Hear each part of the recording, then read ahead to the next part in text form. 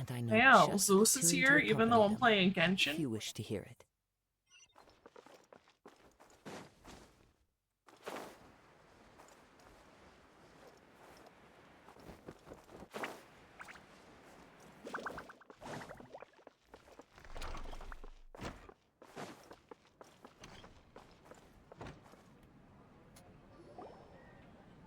Paimon's trying to remember.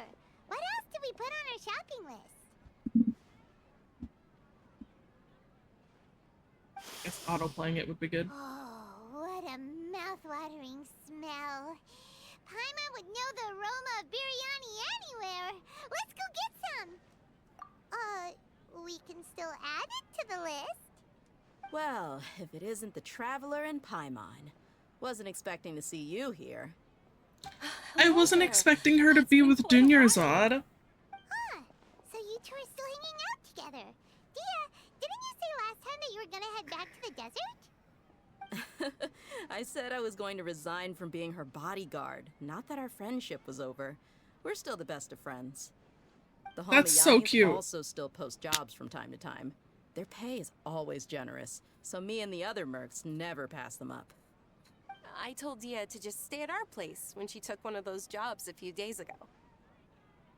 My parents were delighted. They even said that it always felt like we were missing someone whenever Dehya wasn't around. Oh. That sounds like something they would say, all right. They're always so welcoming. Anyway, the job is already taken care of, so I was gonna head back to the brigade as soon as I finished a little shopping. But the master kept insisting, and I ended up staying for another day. You can stay for as many days as you want, Dehya. Father hasn't even gotten around to treating you to his best dishes yet. You know I'm not the kind of person to stay put in one place like that, my lady. Don't worry, though. There'll always be next time. But she said they'll treat you to the best dishes. I can't believe you can still refuse that. But wait. Didn't you say last time that you would take me on a trip to the desert? Why don't you just take me with you today, when you leave? There are so many places I still haven't visited yet. Would your parents not be worried? Sorry, my lady, but no You can can't do. just get up and There's leave. still a few things I need to take care of back at the brigade.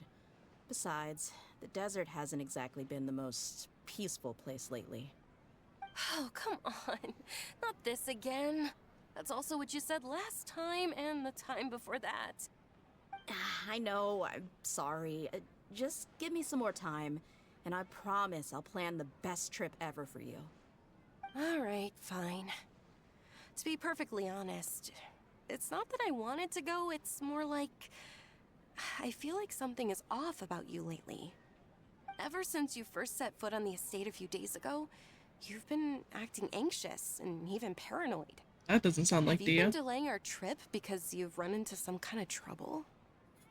Nah, are you kidding? You're worrying too much. Would you swear on that? Friends shouldn't lie to each other, you know.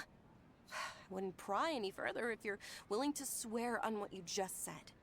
But if something really is bothering you, then just tell me. You know I'll help you however I can. Oh, looks like Dunyarzad was onto something. You're too perceptive, my lady. Seems I can't hide anything from you. I just thought that nothing good could come out of telling you about the messy happenings of mercenaries. Knowing too much only leads to more trouble. Mercenary life is a dog-eat-dog world where Mora reigns supreme. Everything operates on a completely different set of rules. That doesn't change anything about what I just said. What does though. that have to do with taking We're still Dunyarzad to the friends, desert? and I can only support you if I understand what's bothering you. My lady... You're not gonna stop until you drag it out of me, are ya? No, she's not. All right, I'll share what I know. Let's go somewhere else first. This isn't exactly the best place for a discussion. Okay, let's talk here. Just try not to draw any extra attention. As you may already know, the Eremites have both a lot of mercenaries and a complex organizational structure. Many mercs are no different than me, just going around looking for jobs to earn some mora. My brigade is called the Blazing Beasts. We're not a large group, but every member is loyal and brave. However, not all Eremite brigades are like mine. Some are willing to cross all kinds of lines for the sake of Mora. The most notorious is a faction known as Deshret's Relics. Deshret's Relics? Judging from the name, they must really look up to... Deshret. Yep, you got it. I've heard that you've already crossed paths with Ain al-Akmar. They're one of the groups under the Relic's banner. Oh, you mean the group that tried to sell us the Divine Knowledge Capsule? I vaguely they remember weren't this stuff. friendly at all. Deshret's been Relics so is long. composed of many smaller brigades like Ain al-Akmar. The Relic's headquarters issues orders to all brigades under his control. On any other day, I would want nothing to do with them. Unfortunately, though, the brigade that's stirring up trouble now is none other than Dehya al-Akmar. Dakan? I think it means beard or something. Believe me, it's a really stupid name. I found it insufferable for years. Anyway, the real issue is that Dehya al-Akmar is led by my father, Kusela. You have a father? Say what now? I think I'm starting to understand your anxiety now. But what did they do? I won't go into details, my lady, but they've been involved in a lot of violent incidents. We're talking hundreds. Hundreds? Damn. Yep. The scenes tend to be quite gruesome, too. They strip the victims of all their valuables before murdering them. Not only have they targeted merchant caravans and ordinary citizens, but other mercenary brigades as well. That's beyond terrible. They won't even spare their own kind.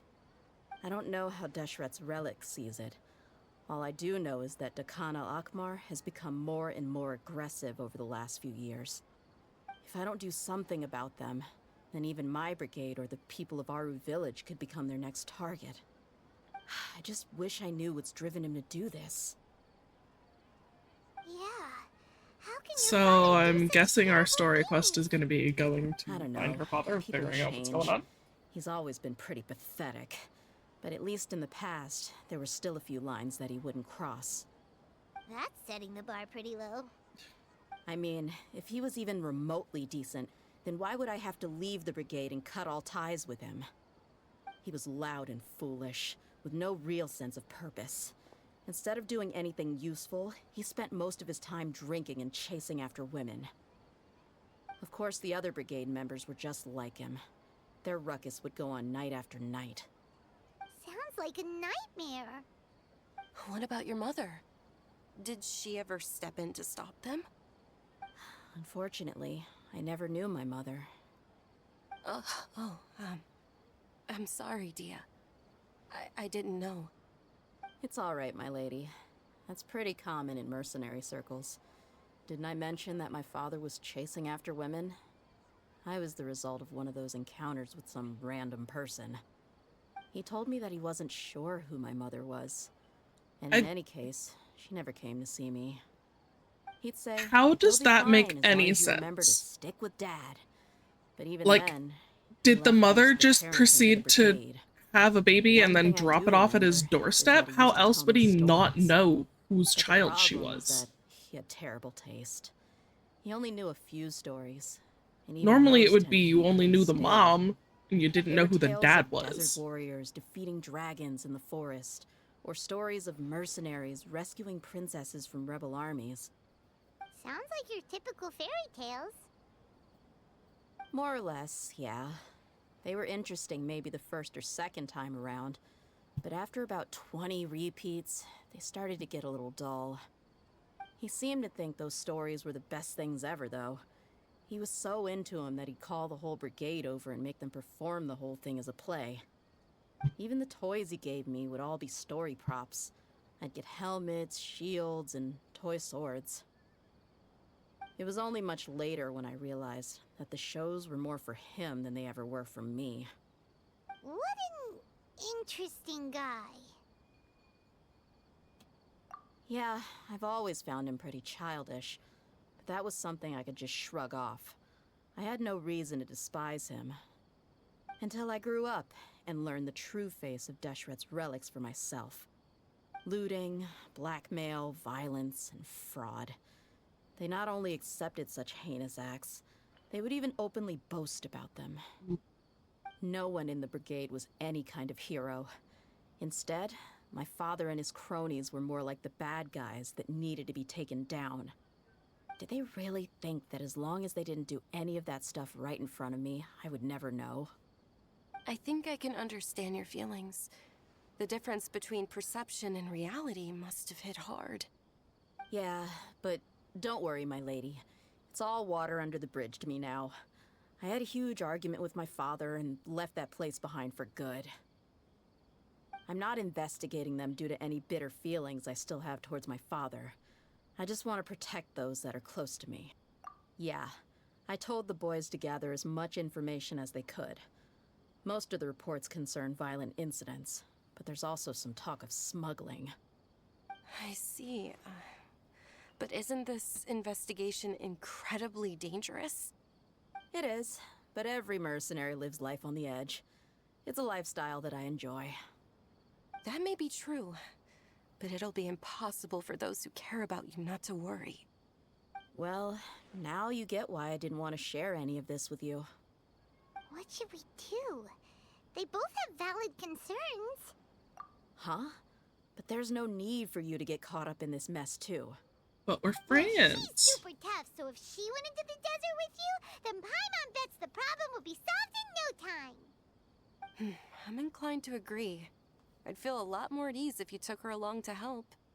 I'll wait for news from you in the city until then. Please, stay safe. I'm honored that you care so much for me, my lady. What, Zeus? All right. What's with the then question let's marks? get moving. Our first stop will be Caravan Rebot, where we can catch up a bit with my fellow mercs.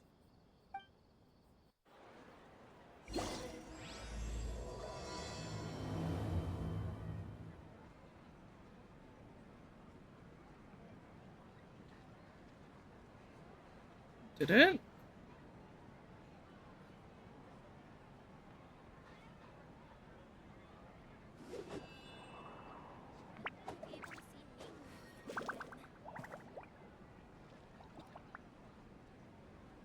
Studying is far less fun than making money. I'm super awesome. Says it's still alive. This scenery is wonderful. Surely enough to convince anyone to become a wanderer. Might be able to see Nilu perform again. Studying is far less fun than making money. I'm super awesome.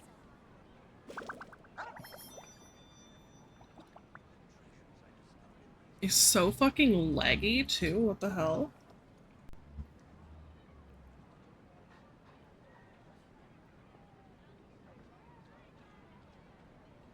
Studying is far less fun than making money. Might be able to see Nilu perform again.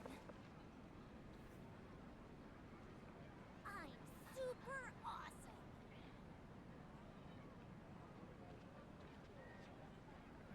Is it working again?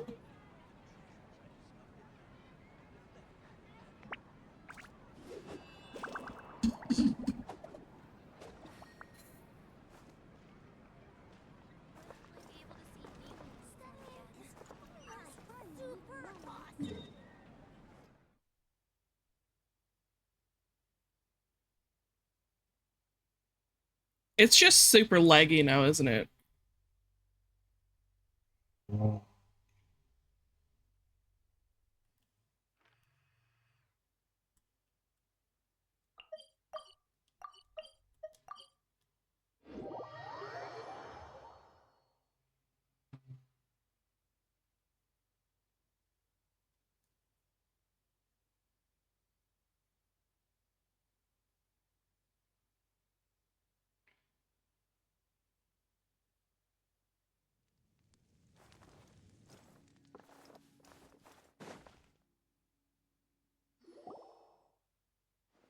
Hey, Dehya, you're back. Are these two friends of yours? Likewise. There's no need to be so formal with us. We're a pretty casual crew. Anyway, since we've got newcomers, let me fill you in on what Dakan al-Ahmar's been up to lately. They've become extremely aggressive. Apparently, even their own now have become acceptable targets. They even attack other relics brigades, just the same as any other mercenary brigade. Even the most ferocious beasts still protect their own. But it sounds like they've thrown that straight to the wind. That's right. Once they've collected enough loot off the other mercenaries, they sell it off to a different brigade, or turn to merchants on the black market. A portion of their profits is immediately exchanged for more food and weaponry to be used in their next violent operation. That's terrible! Yeah, and it really makes you wonder why they're so desperate for Mora. A few days ago, Isham and I trailed them for a while, and even disguised ourselves as merchants to conduct trade with them. We were able to learn a few things from the exchange. Rather than saying they're out to plunder and hoard Mora, it'd probably be more accurate to say that they're experiencing an internal power struggle. Wait, What? a power struggle? You heard me right. The vast majority of their victims are mercenaries from the other brigades of Deshret's relics. If their only goal was Mora, they could have gone after anybody. The targeted nature of their attacks points to a power struggle between the different brigades within the relics. That's the only plausible explanation we have.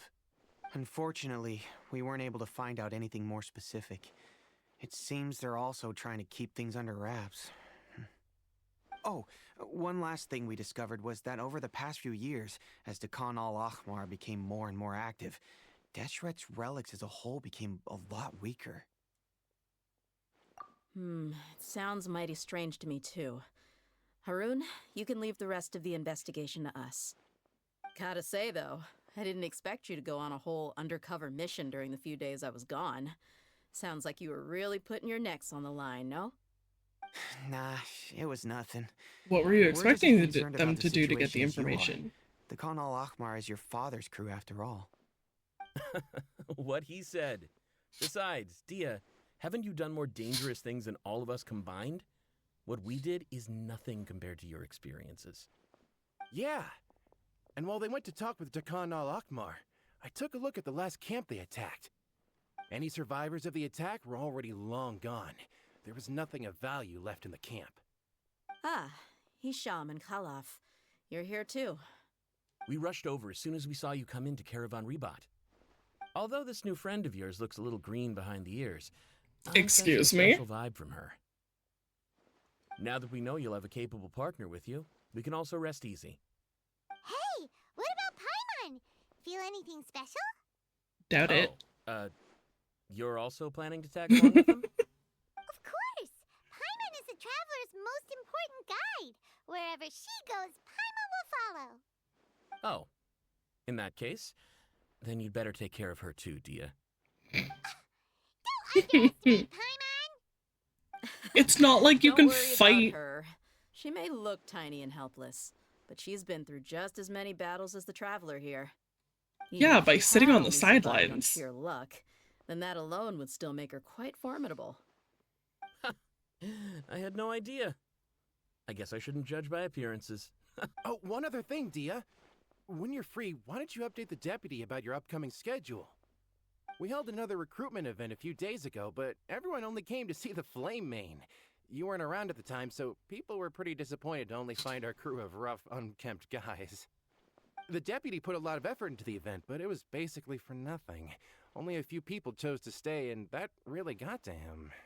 This dude's hair is Sorry to really hear badly that. done. I'll be sure to bring him some great liquor next time. I left in a hurry and I couldn't make it back in time for the event. Gotta admit, I can understand their disappointment, though. You're our brigade's main selling point, after all. Now, if only the deputy could figure out a way to bring a few more smoking hot members into our ranks. Keep dreaming. Remember the last time I invited a couple gals into the brigade? You all just froze up with your mouths gaping like a bunch of scarecrows. The awkward silence and weird expressions left quite the impression on them. They were originally interested in joining us, but after that, they both told me they were too uncomfortable to stick around. Wow. Didn't we agree to never bring that up again? Huh? Wait, are you serious? Why have I never heard about this? I don't think you were part of the brigade yet. Are you kidding me? I missed a once-in-a-lifetime moment like that and you weren't even gonna tell me? All right. We can tell you about it later. Now's not the time. Hey, don't you try to change the subject. You and Hisham get your butts over here and tell me everything right now. Are they always like this? More or less. There aren't many rules or graces when it comes to mercenaries. We're used to just speaking our minds. If someone starts getting under your skin, you just yell right back at them. And if that doesn't put an end to it, then you just challenge them to a fight. But we also don't tend to take many things too seriously. Being direct and getting it all out of your system Chasing as each soon other as in the things come up background. is better than keeping everything bottled up, never talking about it. That's also why I never spare their feelings when I talk to them. If I want to laugh, I'll laugh. If I'm angry, then I'll unload on them. It's hard to stop once you get used to it. Though, I can never do that when I'm with the Homiyanis. Hey, knuckleheads! Can you at least tell me the rest of the intel before you go back to your bickering? Yeah, you hear her, Holof? Told you we gotta focus on the investigation first. I drew up a map. Right here's the spot.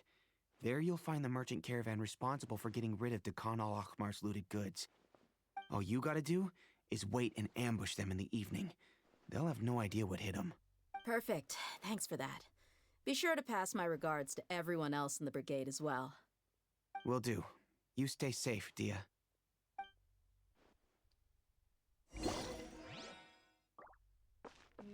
Okay, how far?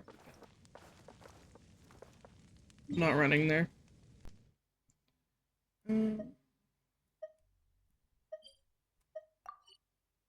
Oh, I thought we were going into the desert.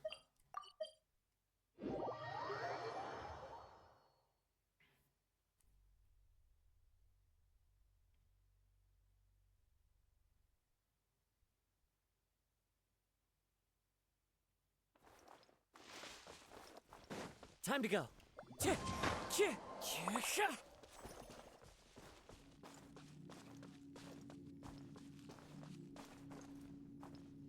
Why didn't I hear the sound of picking those up?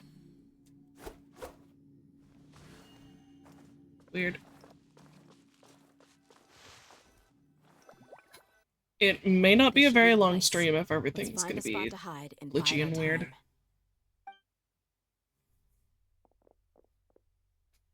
It's gonna come down to a fight one way or another, so let's all be careful. No need to worry. We're She not knows her way around a fight. hiding. We are literally standing in the open. I'm not worried about that. What I meant is that we probably shouldn't go too hard on the enemy. After all, we still need to get information out of them.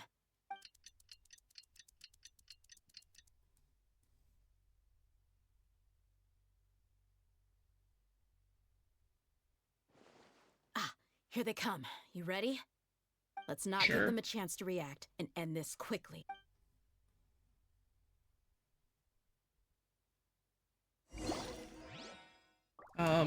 No thank you. There is no escape. Hey! Rust and Reba! Into the wind.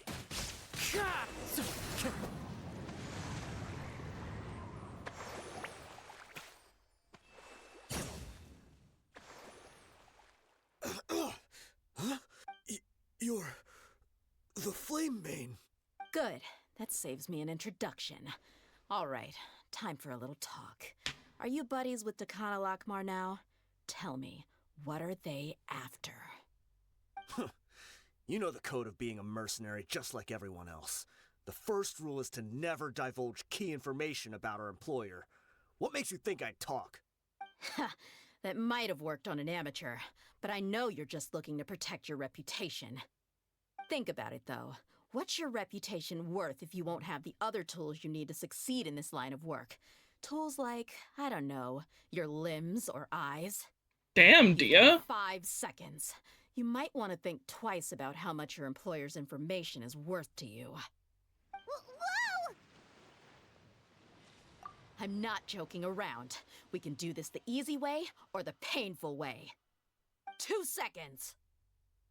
I'll save you the trouble.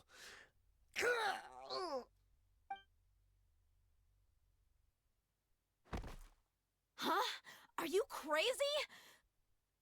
He tried to bite off his own tongue. Quick, search the area for any first aid supplies. Wow, this dude's serious about not giving us any information. I definitely didn't expect him to go that far. Thankfully, the wound wasn't too deep, and he just passed out from the pain. But why would he be so extreme? I just wanted to test his mettle. You can get a lot of mercenaries to talk just by threatening them. I didn't expect him to be willing to go through so much pain just to deny us some intel. Well, he's out cold for now.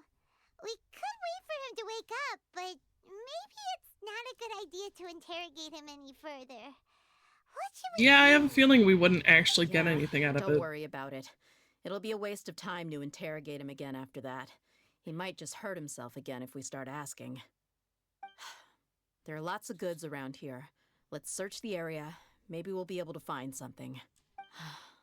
I'm really sorry.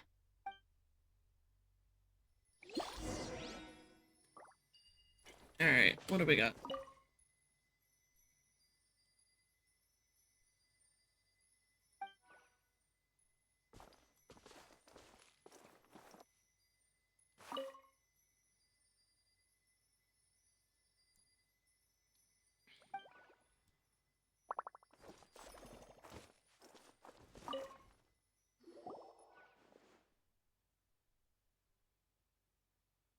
We found a piece of paper with a bunch of names on it.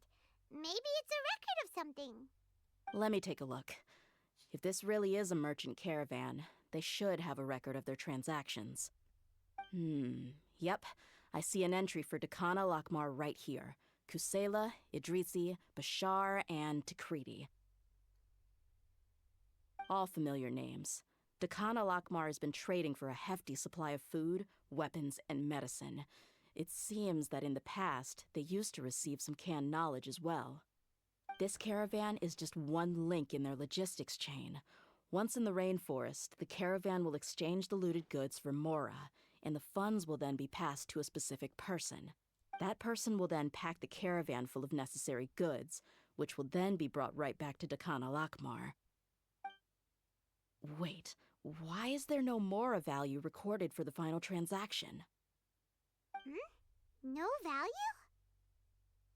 Yeah, every transaction before the last one was marked with an exact amount of Mora, but the final one, where they paid for everything to be brought back to the desert, was simply marked as delivered. Perhaps. But they couldn't have known how much they would make off selling the loot. Do they not care about profit margins at all? Anyway, the next part's I the have no records idea of what's the goods happening. themselves. There are a lot of entries. Everything was probably sourced from the rainforest. Huh? What's wrong? Shahzaman Homayani? Homayani? You mean Dunyarzad's family? Could it just be another family with the same last name? I'd be surprised to find someone with the exact same first and last name. Shahzaman Homayani is Dunyarzad's father, and the head of the Homayani family. Just what the heck is going on here? I'm sorry, you're right. I'll consider what we found and not jump to conclusions just yet. But what this piece of paper confirms is that the Homayani family has been providing goods to Dakana Lakmar. Okay, but they might not know that that's a bad thing to be doing. I know they've been trading with Dakana Akhmar. That's a possibility, but if that was the case, why is this caravan specifically named Shahzaman as their person of contact? They could have just as easily bought goods such as food and medicine directly from Caravan Ribat or Port Ormos. Yeah, funding violence and looting. The brigade gets the goods, and he is paid the proceeds from the sale of the loot. But why would he do something like this? It's not like the Homayanis are in need of money. Maybe this is how they honestly have have so no much idea. money. I've been to their estate many times, and I've never noticed anything suspicious. The only potentially large expenditure I could think of would be the treatment costs for Dunyarzad's Elazar. Maybe they borrowed a lot of Mora in the past? But that's still just a speculation. I don't think the master would stoop so low to make Mora. You're probably right. I know my lady's personality, and she wouldn't deliberately keep something like this from us. Yeah. What should we do now? All we found is just another mystery. If you ask me, we already have no choice but to confront her about this. I'm not worried. It's too early to make a verdict yet. I still have faith in the Homayanis. Let's go find my lady again. We'll tell her everything and see if she's willing to lend us her support. If we're lucky, we can not only figure out the mystery of this paper, but also follow the trail of breadcrumbs to the people responsible at Dekhan al-Akmar. Dehya, are you sure this is the best decision? What if instead of getting the help we need, we just end up revealing everything we've discovered to the enemy? I've considered that possibility. I don't think But even Dunyarzad would be still, the enemy, I though. want to tell her what we found. I think I owe her that much. True friendship is built on trust. She showed genuine concern for me when we first brought up the topic. I can't repay her kindness with doubt and suspicion. That's not how I deal with people. You're right. Paimon wants to trust Dunyarzad too. Yeah. Let's pay another visit to Sumeru City.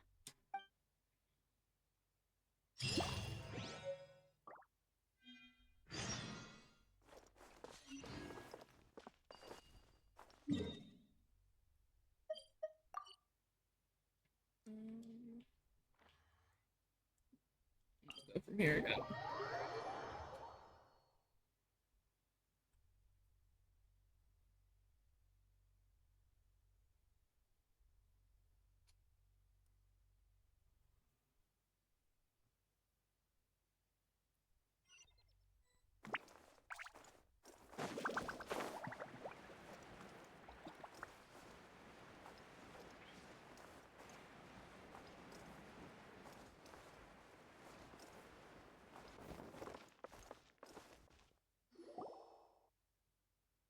We're back, my lady. Oh, you're back a lot sooner than I expected. You mustn't have run into any trouble then. Well, how did it go? What did you come up with?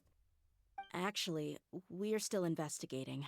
It's just that we've discovered something strange. I see.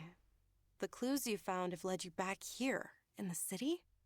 Something like Specifically to that. your family. Yeah. You all look a little dispirited. Whatever you found must not have been very encouraging after all. Why don't you discuss it with me?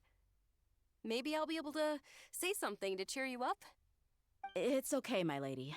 It's not so much about me being upset with my father or anything like that. How should I put this? Just come out and say it. Something is wrong. Even the Traveler and Paimon have been uncharacteristically quiet. On any other day, Paimon would have already waved to me with a smile and shouted, "Dunyarzad, we're back!" That So is tell true. me, what happened? Well? My lady, please prepare yourself for what we're going to tell you next.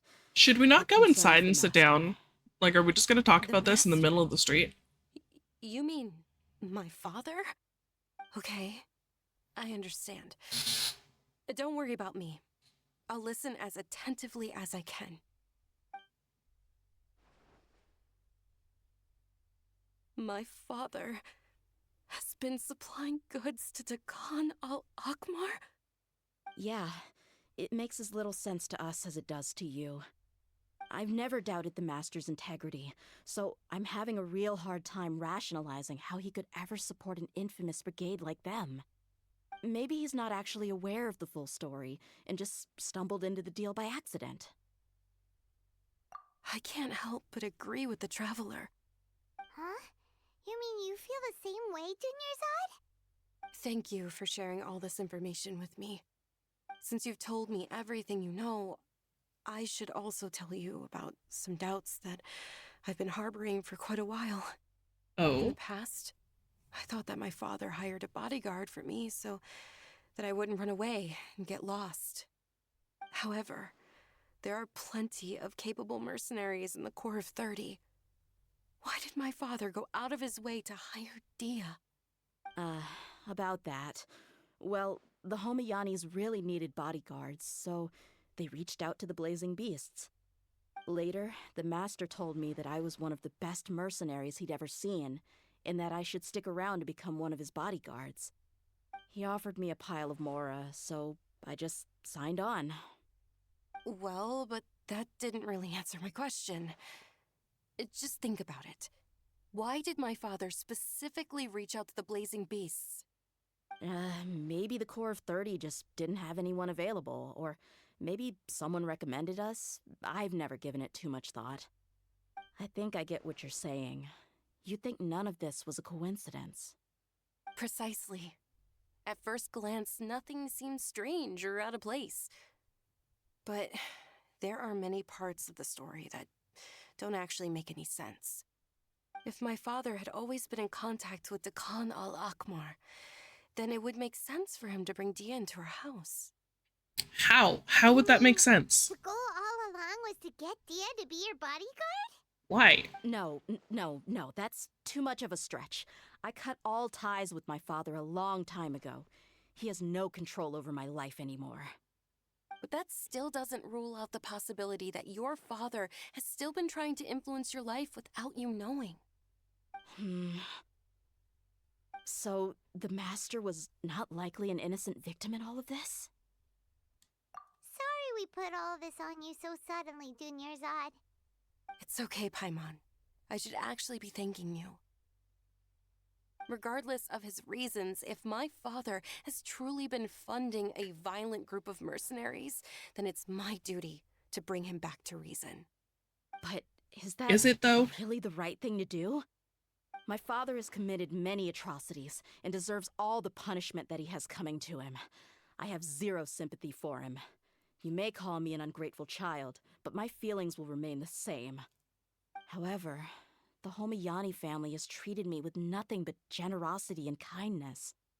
If we decide to investigate this further, we could end up implicating the entire Homayani family. I would be biting the hand that's fed me over all these years. Dehya. It's all right, Dehya. If anyone were to ask, you could always just say that I'm the one who instructed you to get to the bottom of this. You don't have to do that, my lady. I'm not conflicted because I'm afraid of taking responsibility. Besides, you're the one we should all be worried about right now. Hey, it's still too early to give up hope. What was that thing about friendship again? Right, yeah, trust! You said that yourself, Dehya.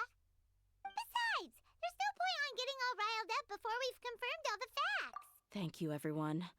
That makes a lot of sense. I guess I should always remember the trust that I've placed in people. In which case, my lady, could you ask the Master to come out and have a chat with us? Sure thing. I also hope he'll be able to give us a logical explanation. Let's meet at the usual place then. Usual place? What's the usual place?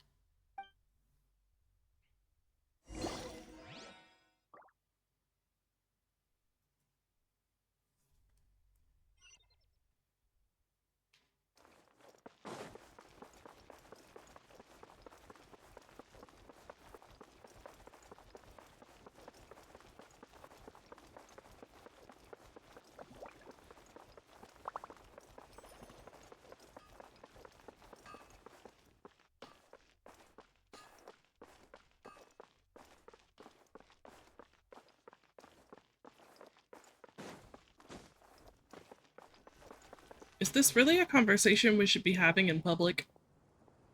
Thank you for coming, sir. Please allow me to introduce these two. This is the Traveler, and next to her is her travel companion, Paimon. Ah, yes, my daughter has mentioned them from time to time. It's a privilege to finally meet them in person. But we may skip all the pleasantries for now. What is the important matter you wish to discuss with me today? Well, we wanted to bring this transaction record to your attention. There's something on this record that we're all pretty curious about. So, that's what you found. Huh. Seems like I can't keep everything from you much longer. If you wouldn't mind, we'd like an explanation. Well, It's a long and difficult story. And to be perfectly honest, I'm not sure if I'm doing the right thing. What I do know, though, Dia, is that the truth will bring you no solace. If anything, it will likely cause you a great amount of anguish. Wait. Pretty sure she still wants to know. Yes, I understand perfectly why you came to see me. And I am touched by your collective commitment to do the right thing. But knowledge always comes at a price. And sometimes, as they say, ignorance is bliss. Your father, Kusela, and I both believed that. Of course, you have the right to seek and learn the truth, but I must warn you. The facts of this matter may reduce everything you've built for yourself into sand, blowing in the wind. If you must proceed, then Kusela's heartfelt efforts will also fade into the wind like a fleeting mirage. His heartfelt efforts? I'm sorry, sir, but I'm not sure I follow. I've made it this far in life without a single drop of my father's support. I have Starting my to own feel like ideals that's not and true. ways of looking at the world, as well as people and causes that I've chosen to cherish and fight for. None of these things have anything to do with him. I came here today to support you as the head of the Homayani family. No warning will change my stance on that. I understand. Then let me tell you a little story. Our family once needed to take a trip to the desert when Dunyarzad was just a baby. Along the way, we were attacked by bandits. They had superior numbers and quickly overpowered our bodyguards. When all seemed lost, a group of passerby Eremites lent us their support. Those Eremites were Kusela's brigade, Dekan al-Ahmar. Kusela's men told me that the attackers were Eremite mercenaries, just like themselves. I was shocked. Why would Dekan al-Ahmar go so far to save us and not spare the fellow Eremites? Kusela was grinning and walked over to play with baby Dunyarzad. She was startled by his unfamiliar face and nearly started crying. Really? I never knew. He said that he had no particular reason to help us. He just took pity on us because he had a daughter about the same age. We started talking about our children, and I sensed that he was a devoted father. To repay his kindness, I hired his brigade to help out at our estate for a time, and offered everyone generous remuneration. So, that's what happened. It was many years before I saw him again. I almost didn't recognize him the next time he came knocking on my door. The man I knew to be strong and healthy had been reduced to a shell of himself. He couldn't even walk anymore without his cane. So, what happened to him? He was perfectly fine when I left the brigade. I'm not too sure myself. The only thing that didn't change was his cheery disposition. He said there was absolutely nothing to worry about and that he had gotten into a fight. That was all. He then suddenly asked me if Dunyarzad, now that she had grown, would need a bodyguard of her own. At the time, Dunyarzad was going through a particularly severe bout of her Elazar. There was no need for her to have a bodyguard when she could barely leave the house. But he kept coming back to the topic. Come on, it never hurts to be safe. How do you know a bodyguard won't come in handy one day? I was completely lost at first, until he recommended the Blazing Beasts, and in particular, a mercenary named Dehya. So he was the one who recommended Dehya to you. Indeed. He didn't say it out loud, but it was clear that he saw Deshret's relics as an evil group who would eventually corrupt every member in their ranks. He was already beyond redemption, but he hoped that he would be able to detach his daughter from the vicious world of mercenary life. If Dehya could stay in my house and keep working as a bodyguard, then gradually her affinity for the desert would decrease, and she'd be able to leave her previous life behind. I don't think that's how it would happen, even if she had stayed. Yes. You don't just But not forget just your because of home. that. From the moment that he asked me for that favor, I also began to see Dehya as my own daughter. And that's also why I tried to persuade you to stay when you asked for permission to leave. I was willing to spend however much it took. Kusela saved my daughter and me all those years ago in the desert. I could never refuse him entrusting his daughter to me. He was always like that, acting like he's oh so smart and self-righteous. Kusela said that he'd reimburse me for a portion of Dehya's fees. I refused to take any mora from him, but he'd always sent me funds anyway. Eventually, I just accepted them as a token of his gratitude. And that went on for a while until I received another letter from him a few years ago. The letter contained a request to help him buy food, weapons, medicine, and even explosive materials. Wait! Isn't that around the time that Dekhan al-Ahmar started becoming more aggressive? That's right. When I started to hear some nasty rumors, I became wary. I wanted to meet him face to face to discuss things. But by then, he was no longer receptive to my requests to talk. If I had to guess, it's probably because he doesn't want to put Dehya at risk. That thought occurred to me as well.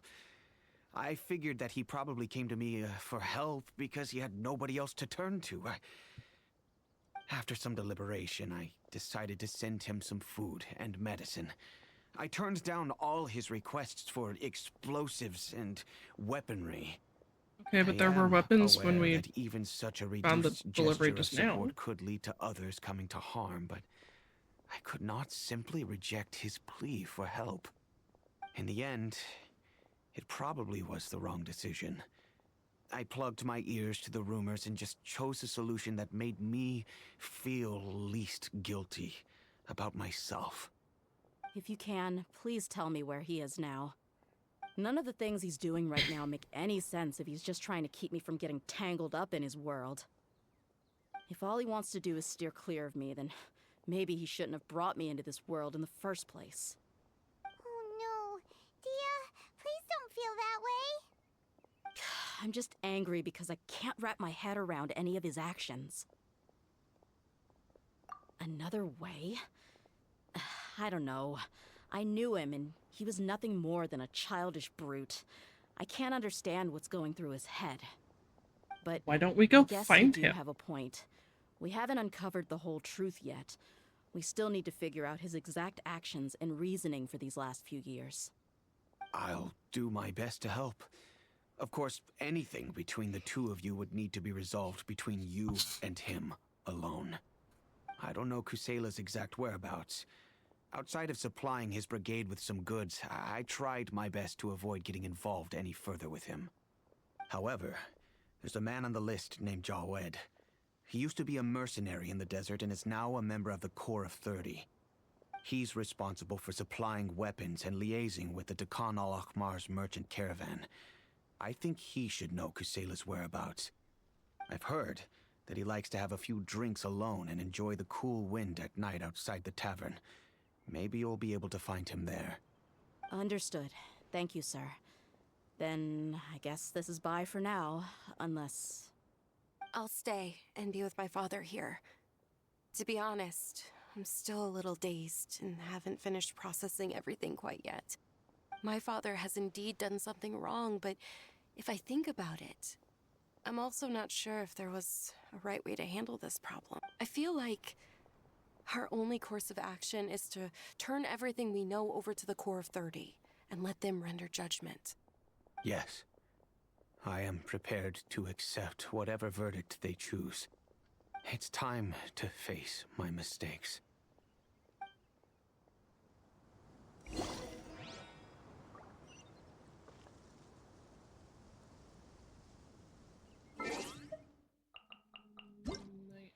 Time.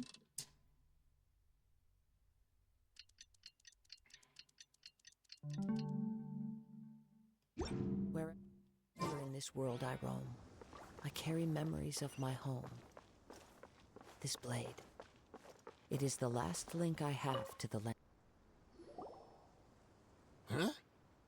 Who are you guys?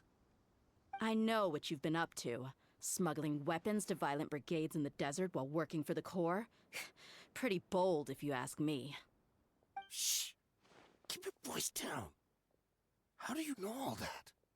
Come with me. We should take this elsewhere. I'll be happy to talk things over once we're somewhere private.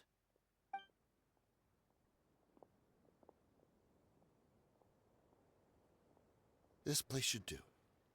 All right. Back to my question. How What did is you with all know everyone about just talking outside, though? Don't Why don't worry we about go that for now. to someone's house You know and, what like, kind of actually punishment talk you'll in face private? Once we report you to the Corps, I assume. Wait, there's no need to jump the gun. Let's talk this out. What are your terms?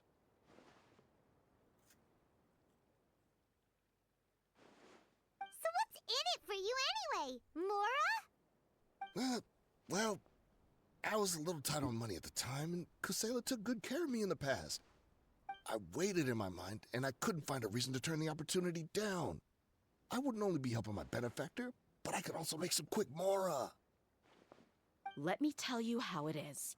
We're investigating Dekhan al-Akmar, and we're gonna put an end to their operations. If you provide some help for us, then we might just put in a good word later to reduce the terms of your punishment. Hey, why don't we discuss this a little first? Listen, I made quite a bit of mora from my last run. You just give me a number, and I'm sure we can... Shut it. Dude's My trying to patience is bribe running us. out. You should know when a mercenary is after something other than money. All right, sheesh. But you gotta promise you'll put in some nice words for me later. They're always on I the don't move. think we're making any Here's the such spot promises. They were at the last time I made my delivery to the desert. Feel free to go have a look. I'm just telling you though, it's not on me if they're not there anymore. Sure. And then you can forget about any nice words from us. Hey, come on. Now you're just being unreasonable. Really? And how do I know you're not leading us straight into a trap? Don't forget, you're the one with no bargaining chips. All right, I get it. Why don't you go take a look, and if they're not there anymore, I'll try to figure out something else for y'all. Now that's more like it. Let's move. And as for you, try to stick around the city until we get back. You don't want us to call the folks from the Corps and have them drag you back to the city.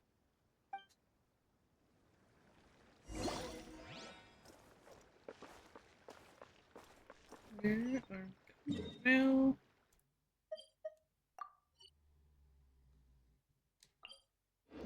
Deep into the desert, huh?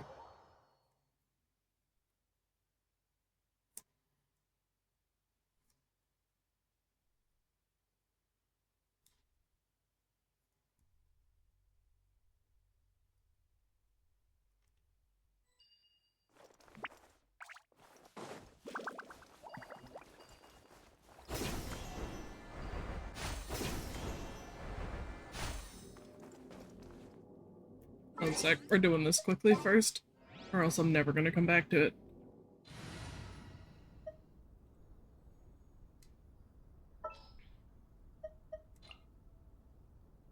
In the name of the princesses.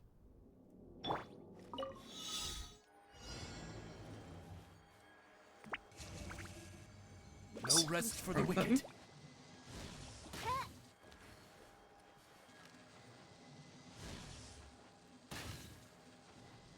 Oh good, that one actually hit. I didn't think it did.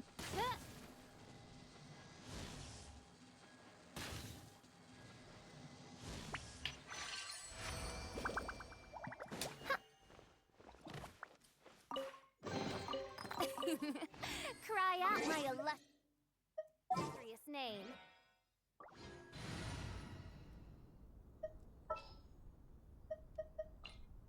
What is the situation?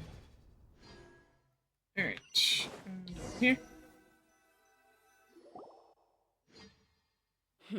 Seems like we're in luck. That should be their camp right up ahead. Let's go. We'll finally get to the bottom of this ourselves. Will we though? I'm here to see Kusela. Tell him to get out here. Dehya, why are you here? She literally just stated her reasoning for being here.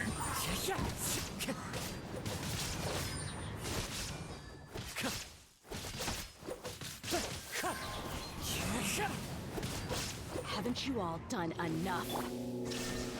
Oh, so are you also here to stop us? Stay out of this. It's got nothing to do with you.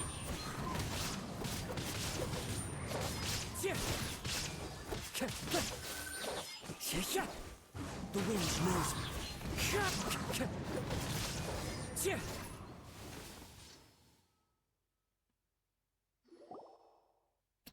I remember when things like that used to be hard. Enough fighting. We all know each other, and I don't want to take things too far. Just bring Kusela to me. There's no use hiding him anymore. Did you understand a single word I just said?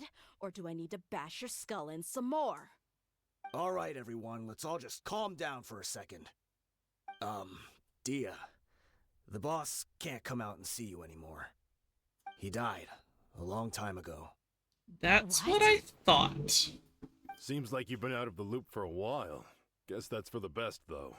At least, that's what the old man wanted. When did he die? What happened to him? The letters asking Years for ago, weapons and Kusela stuff broke were up probably Dr. not Malachta from him. And went to the Deshret's Relics headquarters by himself. So is that when you guys started acting up? We would prefer to call it taking revenge. Every last person in Deshret's Relics must pay in blood for what they did. Let me start from the beginning. Dehya, do you know how the head of the relics maintained order internally? Overwhelming strength and unquestionable authority? Those were a part of it, yes. But just those on their own weren't enough. They had another tool at their disposal. They called it a person's record. Regardless of whether they joined by their own will or were coerced, every person in Deshret's Relics was forced to leave a record of themselves at headquarters. Whether it be their deepest sin, some unforgivable act, or their most immoral exploit, the record served both as a symbol of loyalty and the perfect material for blackmail. That's precisely it. Every one of us have a record. Me, Bashar, Tikriti, and all the boys who grew up with Dehya and ended up joining our ranks. But you, Dehya, you were never asked to provide a record, were you? I never even knew this was a requirement. You were probably the only person in all of Deshret's Relics who didn't know about it. Ever since you were born, Boss had been trying to shield you from this organization's sinister rules. Not only that, but he also banned all of us from committing any nefarious acts. He said he'd take care of the dues we had to pay regularly to headquarters. But in the end, he was just an ordinary person. What could he do? He was forced to go to headquarters again and again to account for missed dues and incomplete records. He'd come up with all kinds of excuses and get beaten up as a result. We all knew he was doing that for you. He wanted to get you out of this world, no matter what it took. And that's why he became a shell of himself and couldn't walk without a cane. Wait, but that doesn't make any sense. I didn't know about any of this, and I'd never seen him get injured or beaten. Because you were too young at the time. How would you ever tell between wounds from a beating and wounds from battle? When you left home after that final argument with him, he seemed to age by a decade overnight. Even his hair went gray. So, even the blazing beasts were... Yep. It was all his doing. Had he not arranged them to come to you, you probably would have been reduced to a pulp before you ever left the desert. A few years ago, Boss said he needed to make another trip to headquarters. He was already pretty weak then, and we all assumed he was going to get beaten again. I suggested that he hand the role of leadership over to me, but he said there was no longer any need, since the Khan al-Ahmar would soon be no more. His words made no sense to me, but that night, we heard that a massive fire tore through headquarters and razed everyone's records to ash. Everyone gained their freedom that night. Many members fled, not just from our ranks, but from the other brigades as well. But how could we leave with a clear conscience? All of us who knew exactly what had happened. The boss can't have just died for nothing. Those heartless jerks at headquarters took him from us. From that point on, the sole purpose of Dakan al-Ahmar became revenge. The big fire that boss started was quite a blow to headquarters' strength. It's given us the opportunity to launch our attack. Even though we're outnumbered, we vowed to see our revenge through to the very end. There were people from headquarters who changed their names and went into hiding. Some fled to other brigades, and others escaped to the rainforest. But we won't let any of them escape our wrath. They'll all pay for what they've done. We've suffered plenty of losses as well. To keep going, we need an enormous amount of supplies, from food and medicine to weaponry and explosives. All we can do is exchange our loot from Mora, and then use that to get supplies. We forged Boss's handwriting and sent out many letters to his former friends.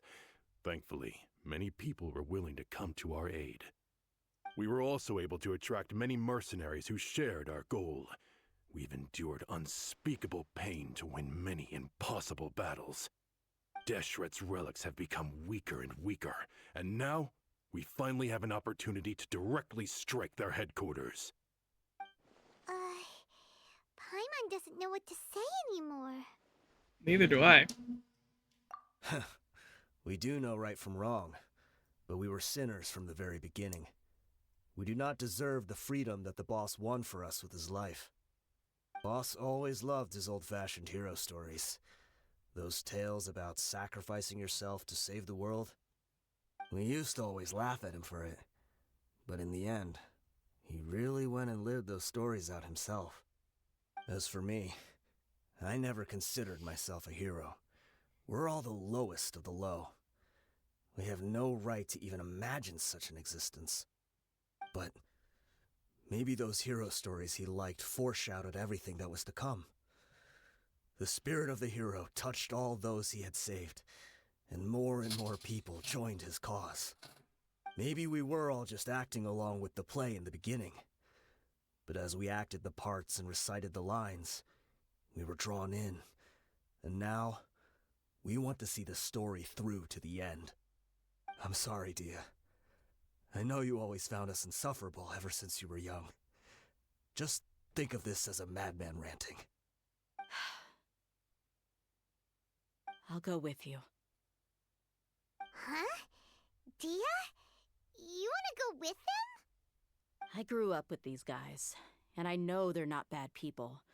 It's just that some situations get so bad that it's difficult to tell good from evil.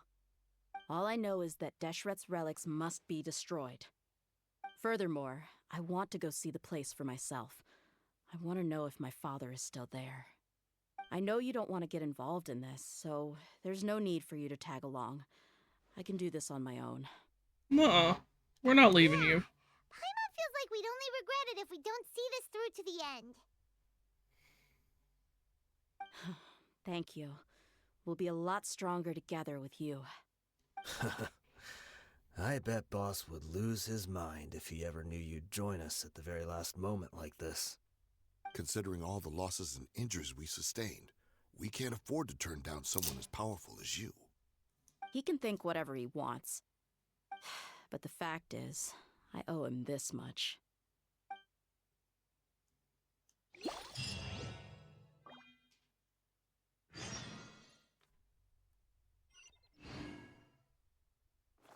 Oh my god, that's so far.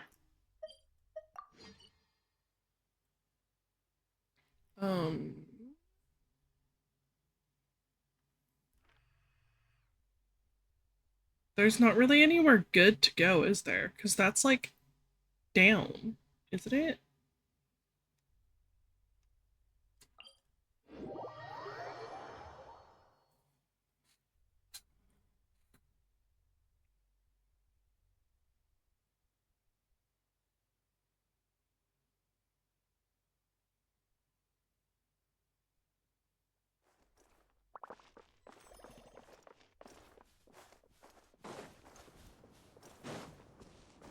How is there still an Oculus here? I can never figure out where the fuck this one is.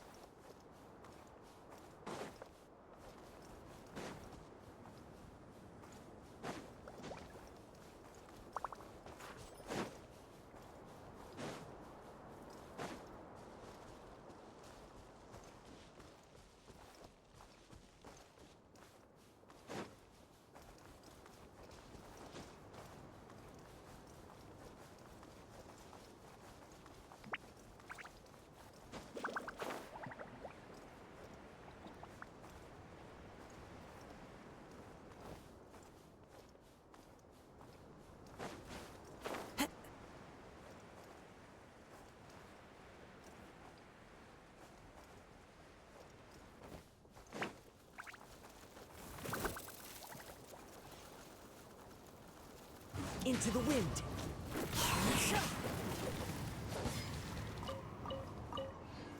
What was supposed to be under the pile of sand, though? Was it nothing? Huh.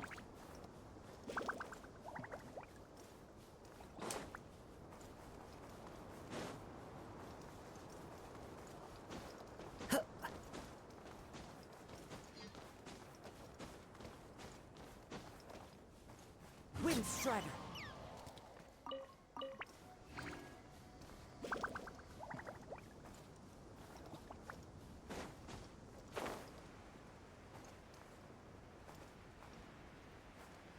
Almost there. It's gonna be at the top of that, isn't it?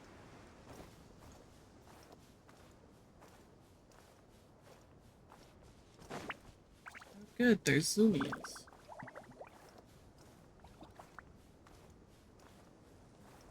I have a feeling that's the easiest way to get up.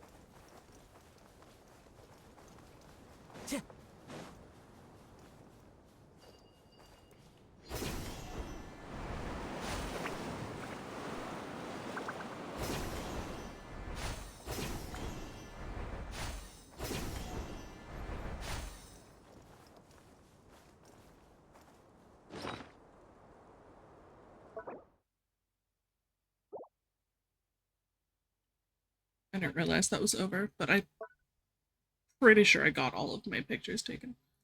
I do have a key. I should try to go get that afterwards. Is this the entrance? We sure didn't run into much trouble Teleport on the way here. waypoint unlocked where? I don't think they have enough manpower left to post guards and defend their perimeters. That would be kind of a pain to get back up here. If I could.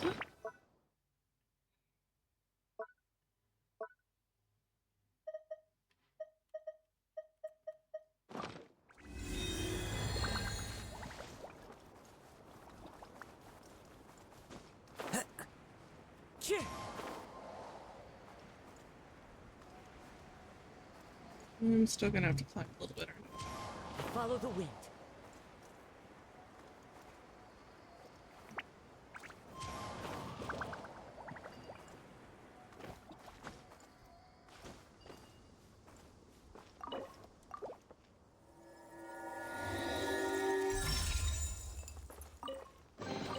Who says there aren't benefits to a life of wandering? Okay.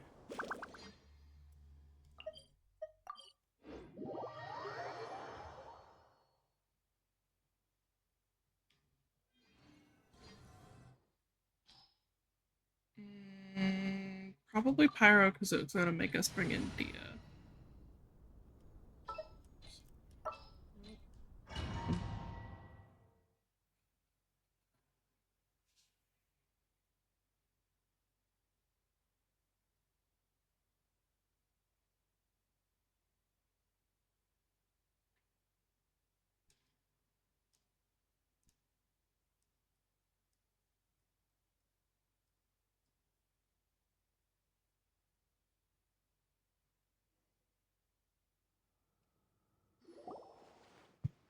Wow. Paimon didn't expect it to look like this on the inside. They should all be holed up in here. Don't know how many people they've got left, though. Who cares? We'll round up all of them. Still, we should be careful. Even if they've only got one shot left, it could still take us out. I'll be fine. Yeah, we'll know what they're really capable of once we've landed some hits on them. Deshret's relics may have been a force to be reckoned with before, but their name means nothing now. Yeah, they don't stand a chance with you here. I'll take the lead. I've been here once before.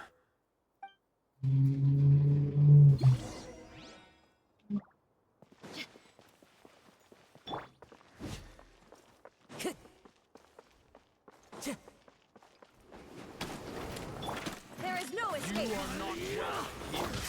Take that! One with nature.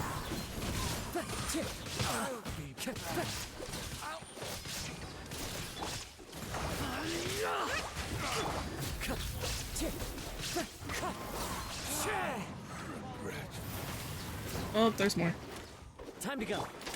Shine down! No touchy. Into the wind. That is not who I switched to. Excuse you.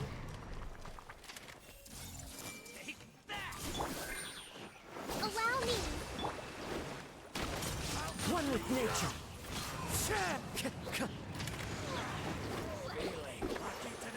Fallen leaves, adorn my night. The wind Get in knows here. You want this?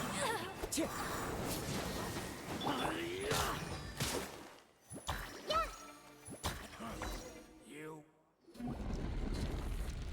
This way, follow me. We're almost there. Wait,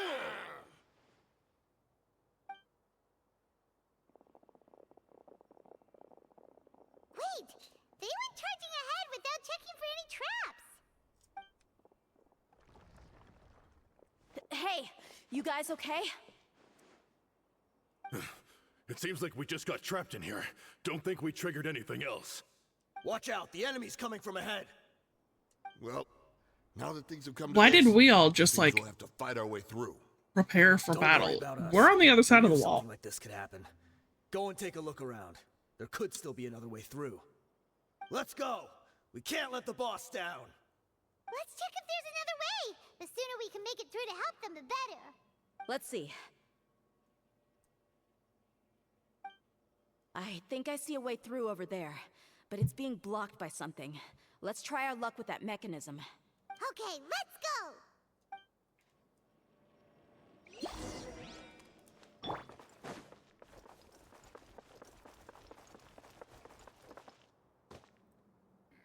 What do I got?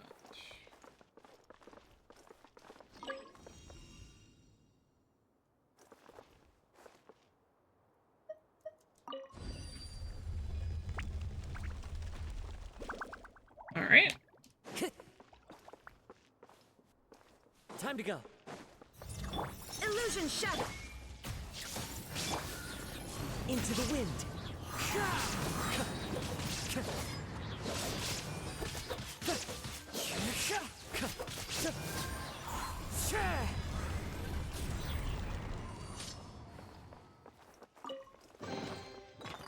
Right. This isn't Star Rail. I do still have to pick stuff up. I tried to just like hit it and run. Another mechanism like the one before, but this one's being blocked off in the middle. We just need to adjust it a little.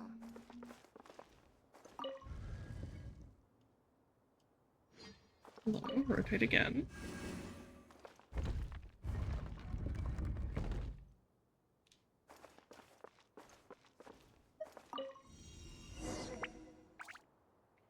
Easy. Are there any chests or anything in here? Yep.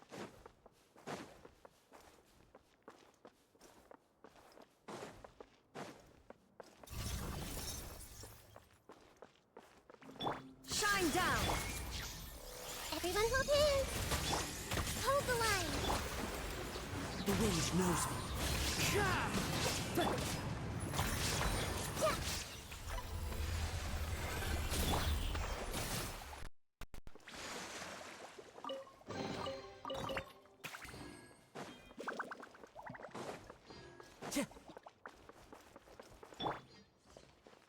There is no... see everything. Rusty, rebuild. Into the wind. Okay, everyone in. One with wind and cloud. The wind knows me.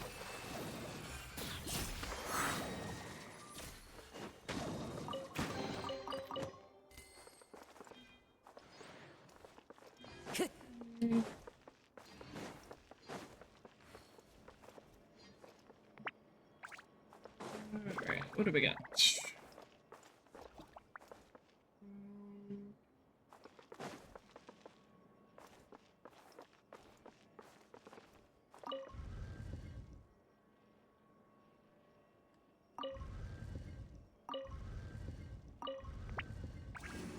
So does it have to go that way first? This has to go up. Up again. So now it's hitting that. And then change it to purple. Time to go. No, that's not what I meant to do. Change that to purple. To yellow.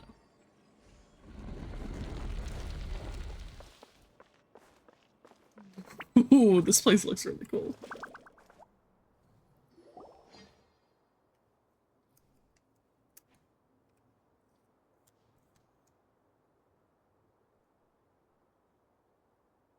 I wasn't expecting anyone to make it through from the other side. But as a desert dweller, I suppose we should be used to our folks defying all expectations. Don't waste your breath. You have nowhere to run. Run. How do you know that? Had I wanted to run, I would have fled 1,000 times already. I witnessed the golden age of Deshret's relics. Even if I could leave this place behind, all that awaits me now are endless days of humiliation and ruin. Even now, my brothers and I still believe in one thing. And that is... The greatest should never live to remember their fall. So you want to go out in a blaze of glory? Let us draw our weapons. We will show them the true power King Deshret bestowed upon his followers. They are but Sure. two, while we hold within ourselves the entirety of the relic's glory. Wave 1, charge! Eliminate them!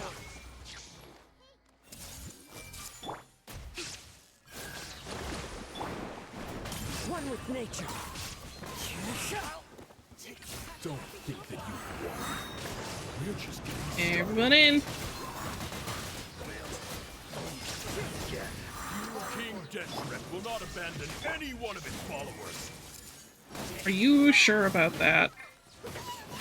No, stop hitting Nihira. Into the wind. Fallen leaves. Adorn my night. The wind knows me. Brothers! This is where we'll prove our faith. You know, Do you all just want to die? None of us plan to leave this place alive! The wind knows me.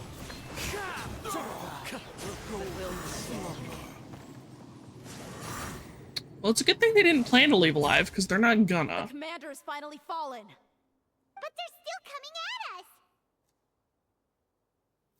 This place is like a gladiator's ring. They just keep coming no matter how many we beat! Yes, keep fighting! There's no need to fear, and no need to back down! This is our last stand! When the next wave comes, try to draw away their attacks. I'm going to see if I can take out that high platform.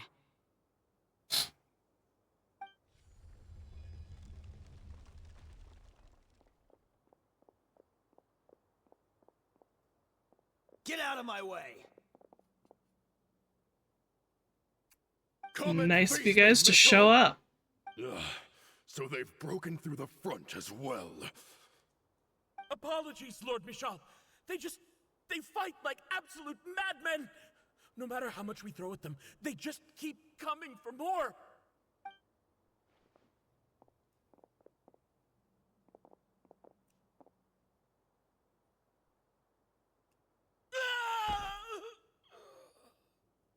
So, it would seem like this is the end. Time to pay for everything you've done, Mitchell. You think I would give you that opportunity? I will be buried in the sand alongside all the rest of our fading glory.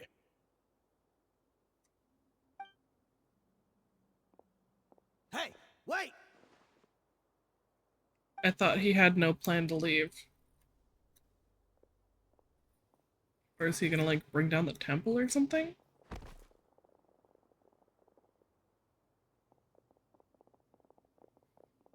We were too late. It's over. There's no more need to fight. But if you're still going to cling on to your so-called mercenary's pride, then I'll give you all a good beating as well.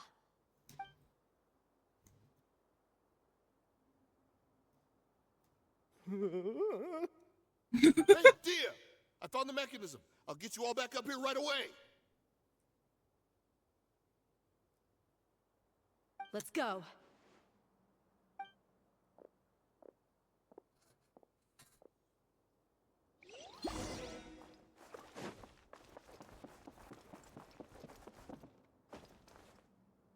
Well, this looks like it'll fall apart.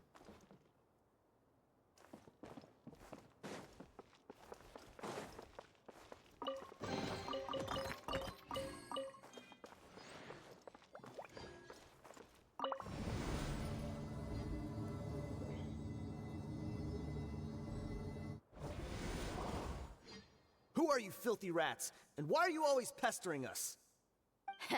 You call yourself a member of the infamous Deshret's relics, and you still can't even tell who's made it all the way to your headquarters? Who knows what intent a bunch of rats may have? We try to catch a couple, and you all just show up on the other side instead. How are we supposed to figure out what you're after? Hey, have you ever heard of a man by the name of Kusela? Why would I know? It's not like I'm in charge or anything. This is your last chance to talk. Hey, I said I don't know anything. I'm just an average member here. I'm telling the truth. Somehow don't If you're believe here you. to find someone, why don't you look through the records yourselves? Who can remember every name and face with so many people coming in and out every day? The irony. His life became a light for so many, yet to others, it wasn't even worth remembering. Where's the records room? Answer me! It's right over there. All the files are in there. You can go through them as much as you want. It's not like any of them still matter anyway. I mean the old records room. The old records room? You mean the one that got burned down? Kusela. Ah, yeah, I remember him now. The guy who could hardly walk. Watch your mouth. That's our boss you're talking about. He was definitely faking it. We all let our guard down as soon as we saw him come hobbling in. But in the short time it supposedly took him to take a dump, he'd already gotten away and started a fire in the records room. He couldn't have possibly outrun us if he wasn't a fraud. And after that, Deshret's relics fell into complete disarray. Stop wasting our time. Every one of us here is perfectly aware of what he had done. Tell me, where is the old records room? It's just over there. Go see it for yourself if it means that much to you. There's nothing left in there but ashes. No human could ever survive that kind of inferno. Bashar, Tikriti, let's go. We'll leave the others here to guard these guys. Spare them no mercy if they try anything.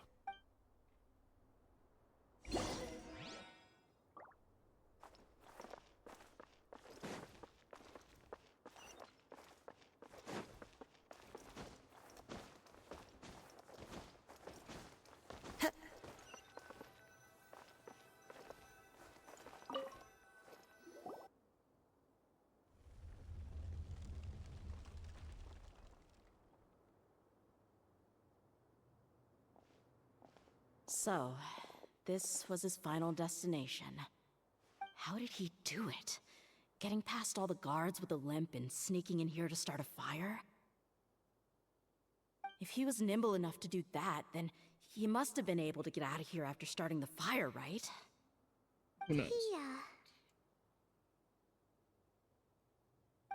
I'm sorry. I know it's just wishful thinking. Let's look around. Maybe we can find something that's been left behind.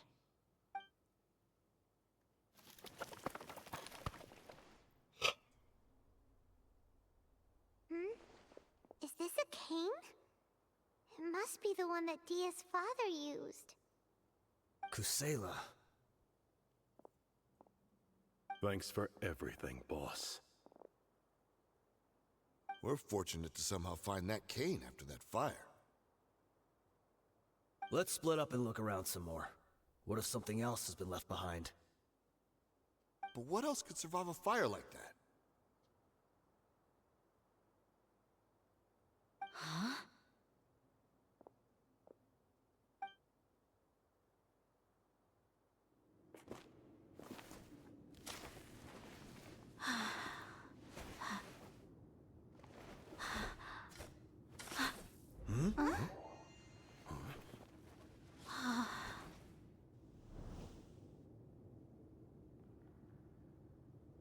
Thought so. Wait! Isn't that the toy sword you played with as a child?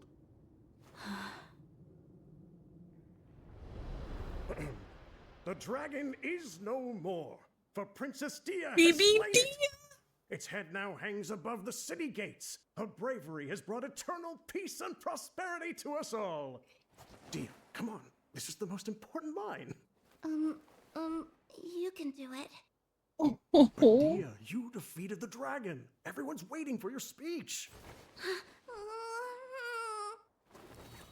Still too shy, huh? All right, I'll do it. I hereby proclaim our victory. Evil shall plague us no more.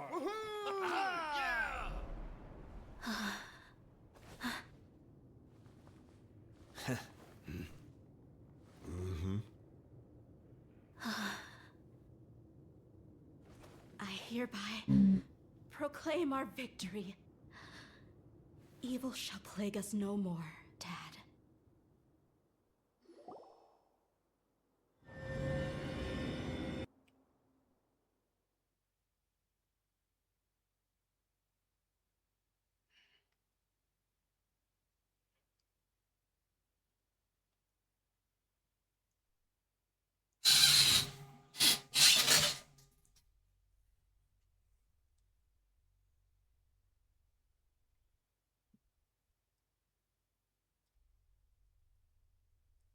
And load the next part.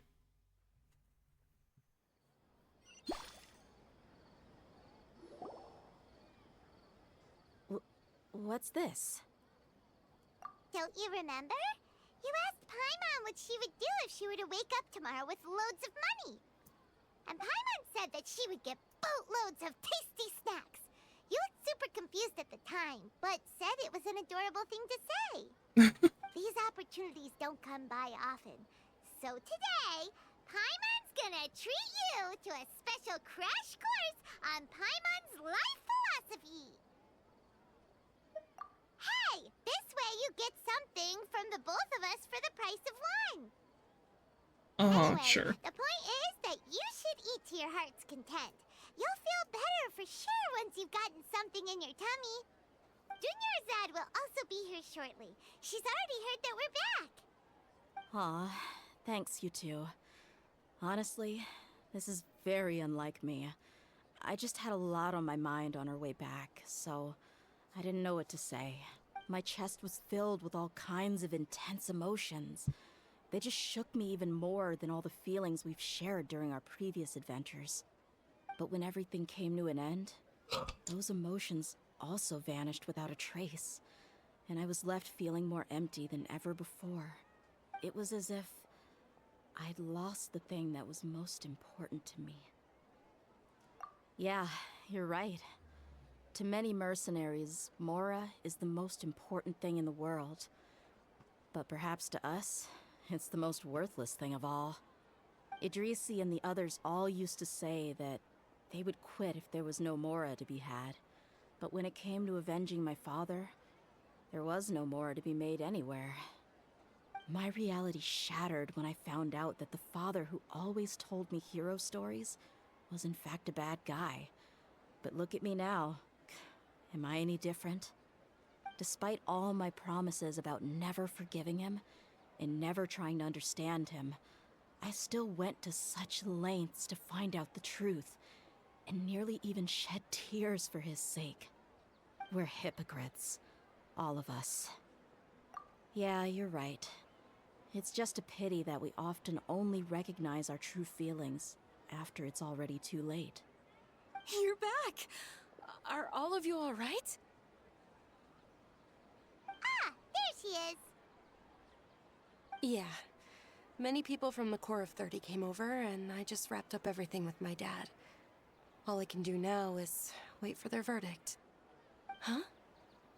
Dehya, you're looking quite down again. Paimon will explain. A lot happened while we were gone. Yep. I'm sorry. I really should have controlled my emotions better. I just... It's all right, my lady. You were hurt by all of this as well. Truth be told, I'm starting to feel a little guilty watching you cry like this. Dehya, your pain must be even worse. You shouldn't need to comfort me. Hey, don't worry about me. If anything, this whole thing has finally shown me the difference between illusion and reality. My father probably thought that people could settle into new lives as long as they moved to a new environment. That thought has even crossed my mind a few times. It's like saying, what's wrong with adapting to a new life? However, there was always something deep within my mind that refused to accept it. This impulse brought me great turmoil, and even made me feel ashamed for turning my back on your father's kindness. But now that I consider it again, it all makes sense. The desert sands are a part of who I am, and I will never be able to lead a peaceful existence. I understand how you feel. That doesn't mean I won't be making any changes to my life, though. As an example, I'm now thinking about taking on some small odd jobs. Isn't It's that just what you've like always Idrisi done? said. I also want to catch up to my father and become a character in his play. Even if the ending of the story may be childish and ridiculous, it won't really matter. Isn't that neat, though? Oh, you'll be a whole new kind of mercenary, one that's not out for Mora. Why don't we go for a change of scenery once we finish eating? What about stopping by the Grand Bazaar again? Right. You said you wanted to get a rug for your family. We'll come along too. We just invite ourselves. I can't thank you enough for taking care of me this entire time.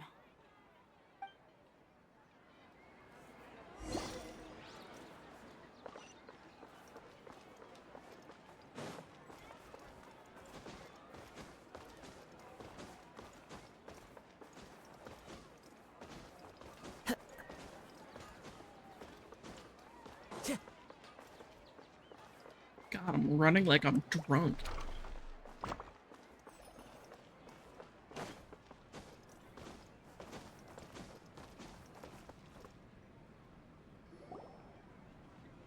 Oh, this rug here is quite something.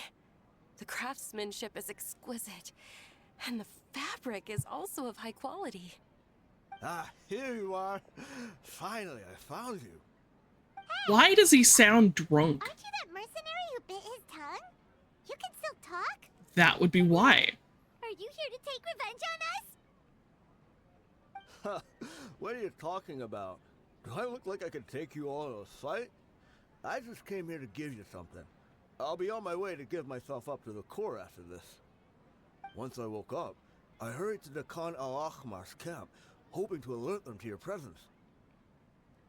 But when I got there, I found no one except the members who were still too injured to move. Ah, so you probably got there after us. Yeah, they told me that they had exacted their revenge, and everyone had turned themselves in to the authorities. Even that last camp was not going to last for much longer. I had joined the cause to repay an old favor from Kusela. Now that everyone's already turned themselves in, I might as well do the same. One of the injured members gave this box to me and told me that it contained some of the old man's last possessions. Everything left in the camp will get confiscated, so I figured I should get this to you before the Corps could get their hands on it. Thank you. It's actually very nice. No worries. We are all just living our own truths. There's no need to comment or judge anyone for it. So this box contains everything that Dia's father left behind. Huh. It's a very small box. Unexpected. Well, back in the day, the first thing he did with any Mora was spend it on things like drinks and meat. But let's see what's inside. What's this? It's just a bunch of junk. Ugh, it kinda stinks. What is it? Perhaps it's just been left unopened for too long. A handwritten copy of a storybook. The paper's already yellowed, and it looks like it's about to fall apart. It was against the Academia's rules to possess books for personal use. If he was going to break that rule, he could have at least copied something useful. That probably means this was really important to him. And here are a few bags of children's snacks. The packaging's completely deteriorated. Maybe that's where the smell was coming from. Did he get those for you? Yeah, but here's the thing, though. Even when I was a child, I was never a fan of these kinds of snacks. He'd always say that he got them for me, but in the end, he always ate more than I ever did. Who even leaves snacks in a box like this anyway? Isn't that just common sense? Forget it. Let me see what else is in here. A razor, some buttons, some round iron tiles, a wooden toy puppet, a wool scarf, which from the looks of it probably belonged to a woman, and a hair clip? Why are these things here? I'm suddenly feeling a little scared. What? I'm sorry, my lady, but this is just the kind of man he was. Why would she be feeling Probably scared? saw this box as some kind of personal trash heap and dumped any and everything in there. 2 empty liquor bottles. Tell me, you guys, are these the kinds of things that a normal person would leave behind? You know it. There's something in the bottle. Oh, you're right. All right, I got it out. It seems to be a piece of paper with some writing on it. The bottom part's all damaged from moisture, though. Let's hope the writing didn't smudge. I was suddenly seized with an urge to write a letter after finishing this bottle. I just folded it up and left it in the bottle, though. If I end up forgetting about it, it won't really matter. To Dehya. It's a letter for me? It's all right. I'll just read it out. If he went to the trouble of writing a letter, there must have been some important things that he wanted to say. Or at least record down. My Not condition is necessarily. becoming worse and worse. Can't even walk without a cane anymore, much less go out and have fun. Guess I don't have many days left. If you're reading this letter, then I suppose I'm already long gone. You were adorable as a baby. Everyone loved you. And regardless of whether you were crying or laughing, everyone enjoyed having you in the group. But once you grew a bit older, you were no longer nearly as happy or cute. It's probably the guy's fault. Can you believe this guy? He can point the finger at himself. Anyway, back to the point. To summarize, I'm writing this so you would know not to feel sad for me, even if you end up finding out the truth. The reason being that I was never your father to begin with. What? Wait, what? Surely, he must be joking, right? That would explain why he didn't know who the mother was. I was quite formidable when I was young, and 100 times cooler than some so-called flame main. Really felt like the whole world was under my feet. With just a teeny tiny bit of effort, I felt I could rule over the entire desert. But as fate would have it, I went out into the desert for a drink one day and discovered a baby in the sands. It was you. You were just lying there, small and helpless.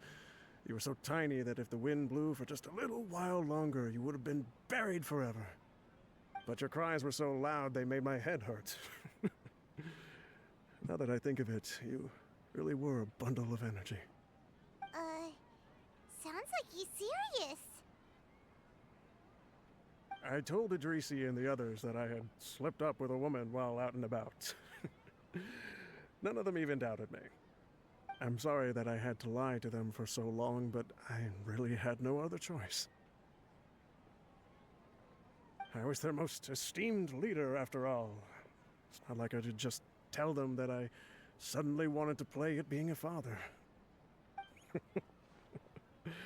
At this rate, I'll puke up all the liquor I just drank from this bottle. Anyway, Dehya, you possess the kind of freedom and kindness that we could only dream of. As far as how you should live your life, that'll be up to you to decide. That's the end of the letter. In the end, he was still thinking of me as a little child.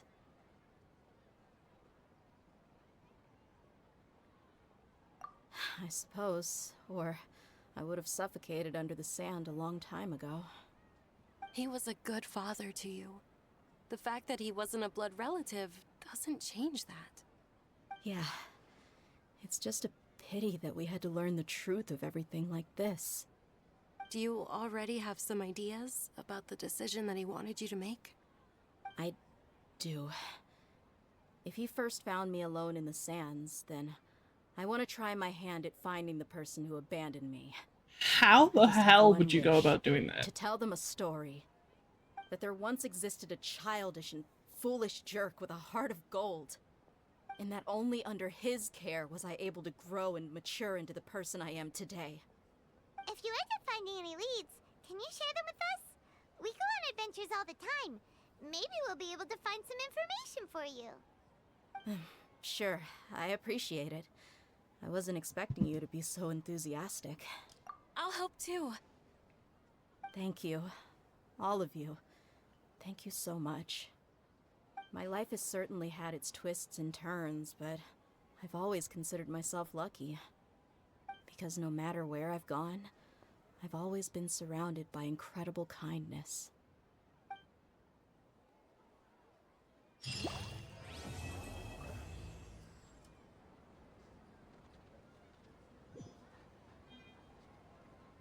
Okay. I guess let's start the next one.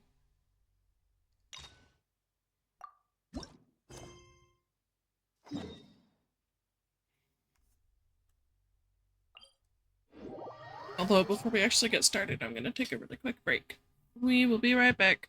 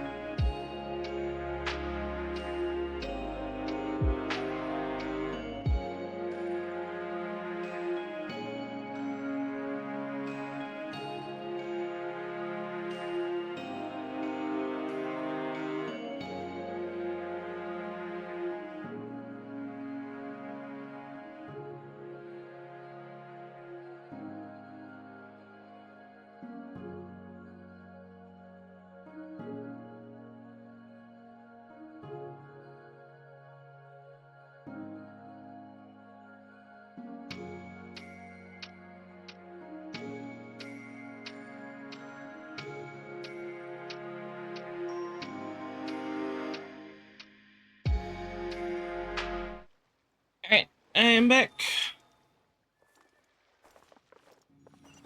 Hey,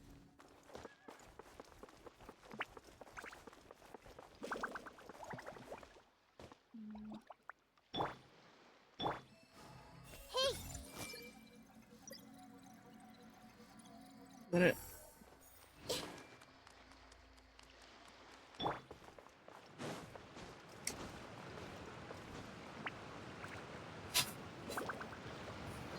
What's your name, buddy? Are you here to buy some medicine? Where are your mom and dad? are you lost? No, I'm not. My name's Ayu, and I'm here because... Hey there, Chi-Chi. Hi, Gray. What's going on? Hi, Traveler and Paimon. You've actually come at the perfect time. This little boy seems to have gotten himself lost. I think he must be new to the city. Probably wandered away from his parents and... No, listen to me. I'm not the one who's lost. It's my dad. Your dad? How does a fully grown man manage to get lost in Liyue Harbor? Well, my dad's always been kind of forgetful. In the past, he was just a little slow to react sometimes. But I'm worried that it's getting more serious.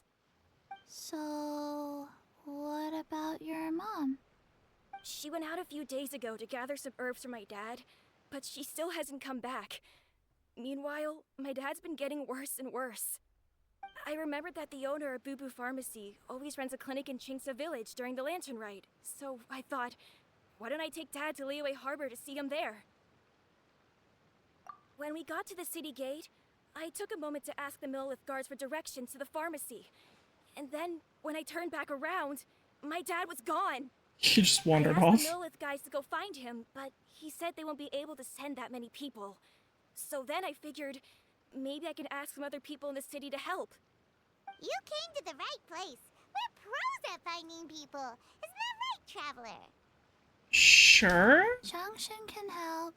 She has a good sense of smell, like a dog. Hey, who's talking about me behind my back? Chi just volunteered as Chi-Chi Snake. meant that as a compliment. There's no need to be upset. Hello, child. You mentioned that you were looking for the owner of Boo Boo Pharmacy. How might we be of service? You have a talking snake? Oh, are you Uncle Baizhu? Uncle Baizhu? That's adorable. Uncle Baizhu. Chung Chung, now's not the time. My dear boy, could you tell me more about your father's condition, as much as you can recall? Yes, Dr. Baizhu.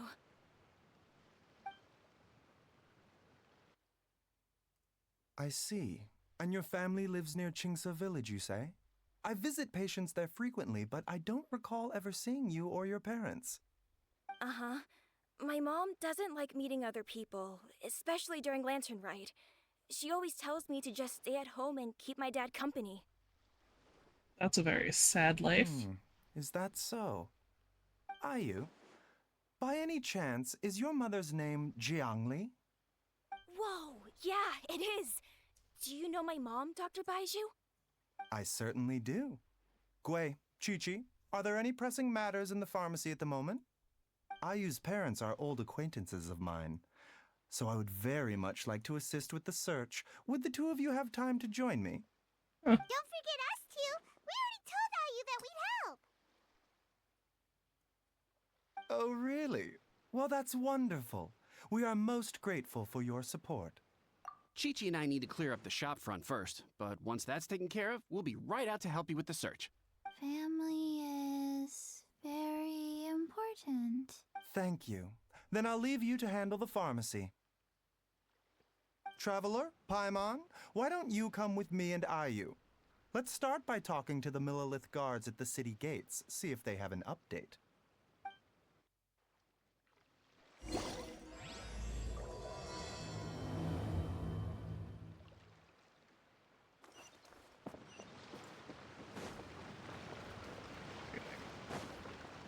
I'm gonna just yeet.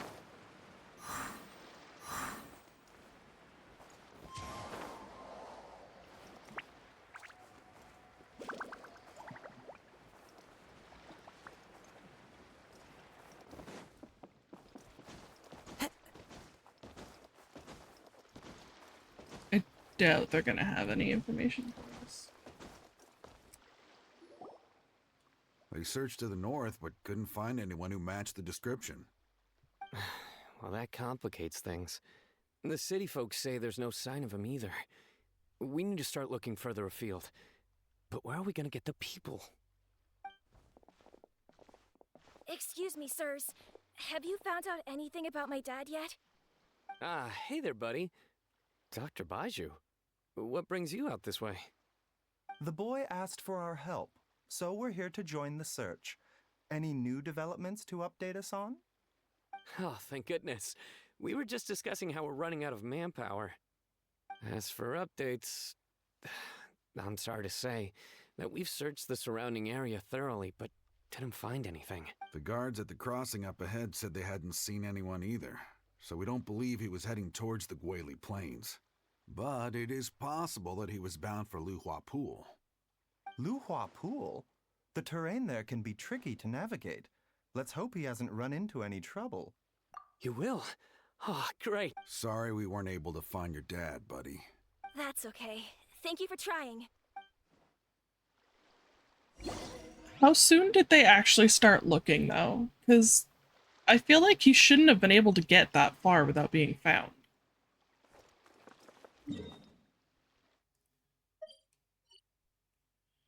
Let's go from here.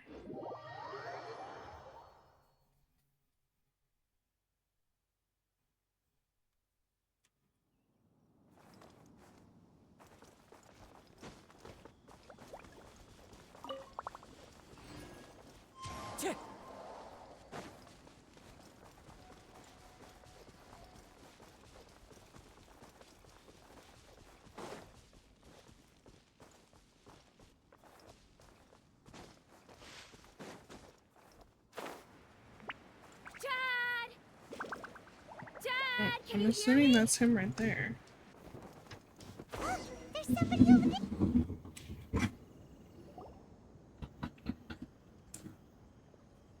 Oh no, it's... Hey, you! I don't think that car outside was loud enough.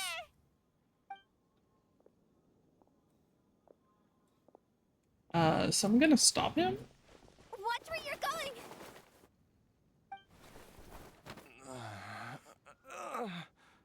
Hu Tao. Dear customer, Wangsheng Funeral Parlor does appreciate your patronage, but you needn't hasten the inevitable. Are you all right? Huh? Dad! Hey, Hu Tao! My, who do we have here? It's the Traveler in Paimon, and... my worst nightmare. I see she still hasn't warmed to you. Thank you, Director Who, for saving this man. Why does she dislike him? Do you recognize me? It's me, Ayu. I know Chi-Chi doesn't like Hu Tao. Who am I? Your name is Jiao Liang, and you live just west of Qingse Village.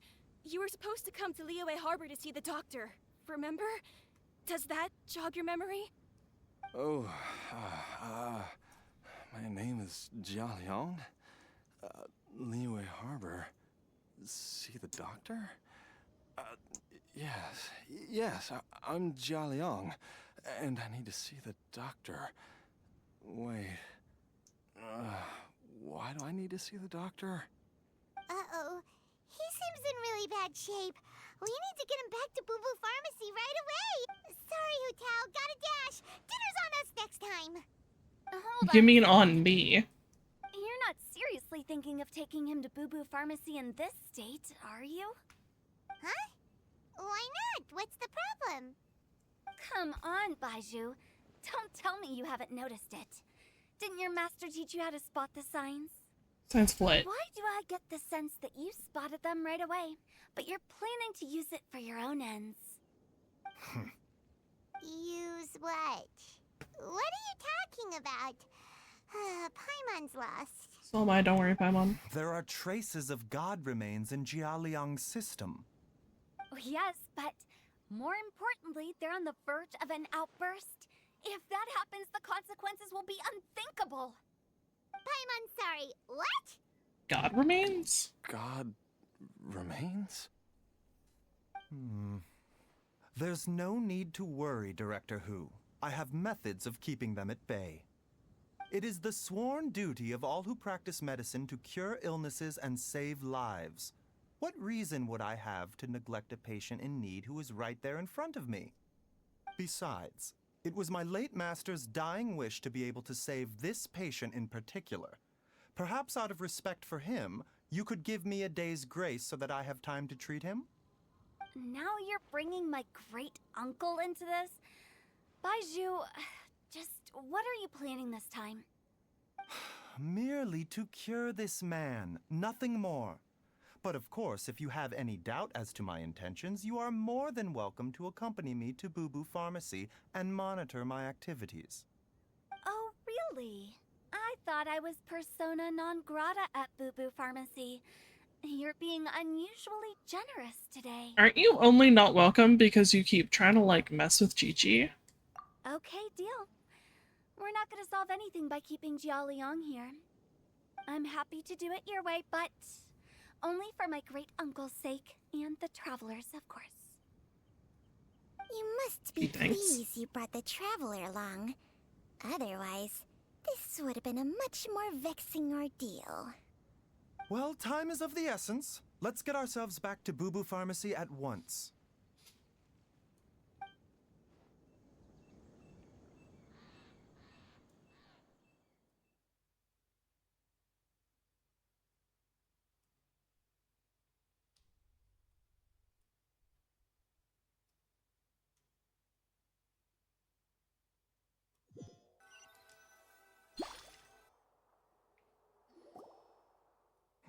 Blockages within the cardiovascular system, reduced blood flow and energy circulation?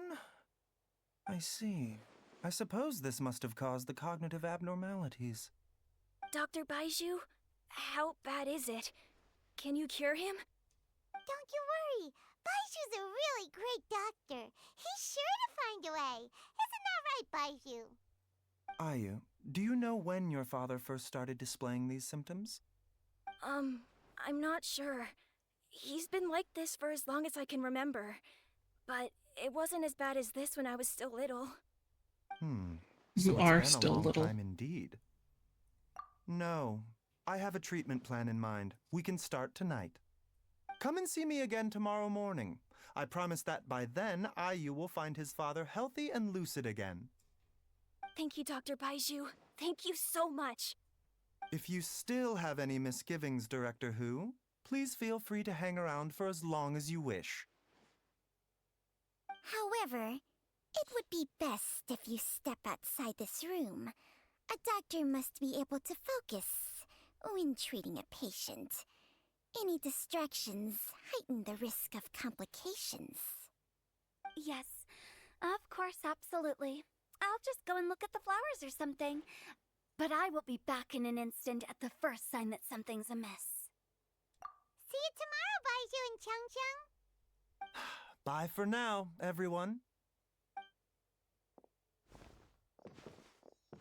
Are you ready, Baizhu?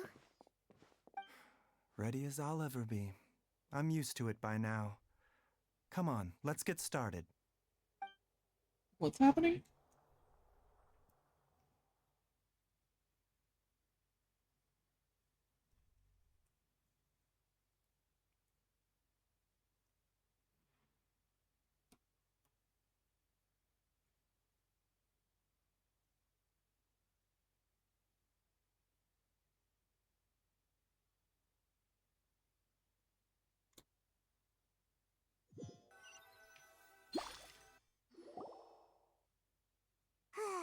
All's well that ends well, huh?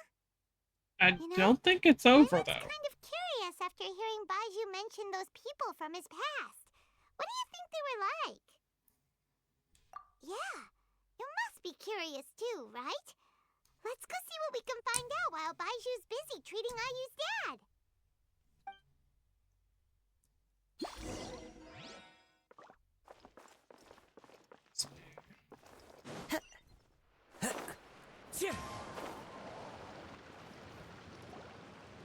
Okay.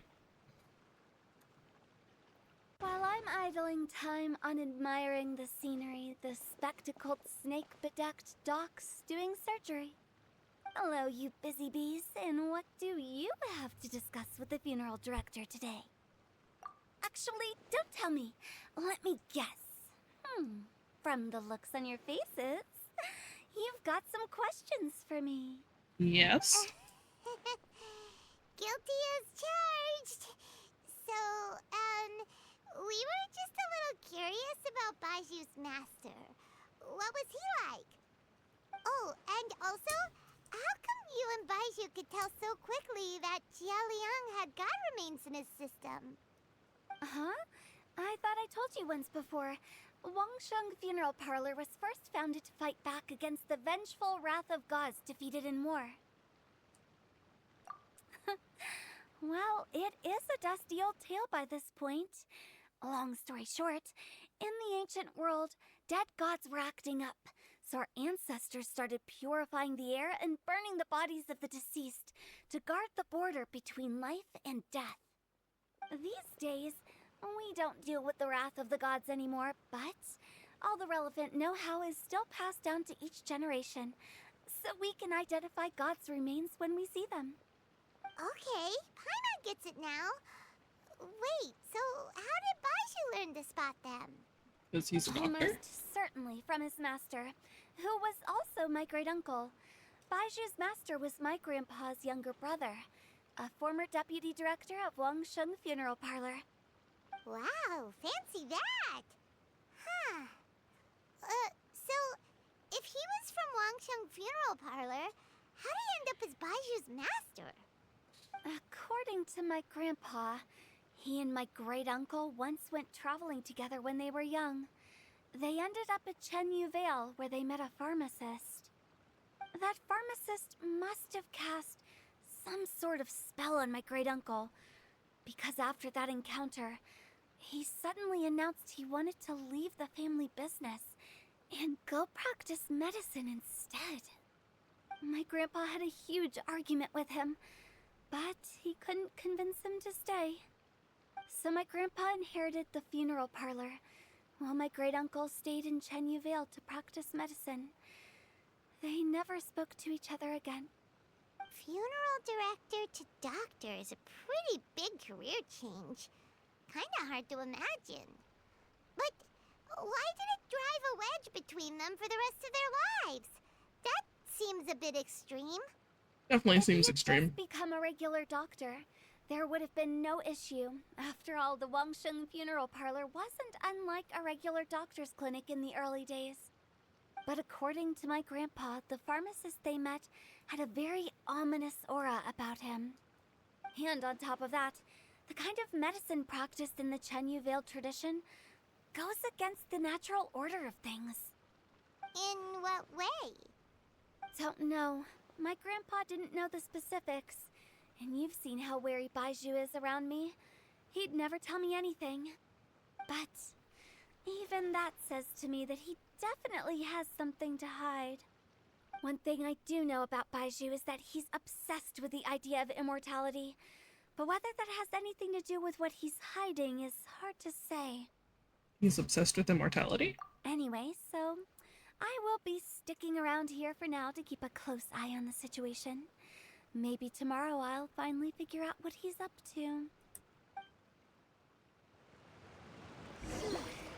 After all that, it seems like we have more questions than answers. Too far.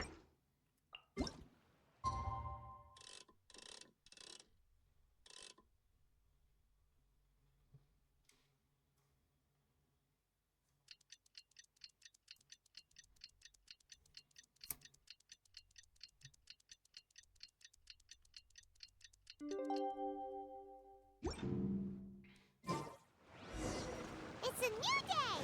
Let's go back to Boo Boo Pharmacy and check out how Jialiang is doing. Looks like we're the last ones here. Dad!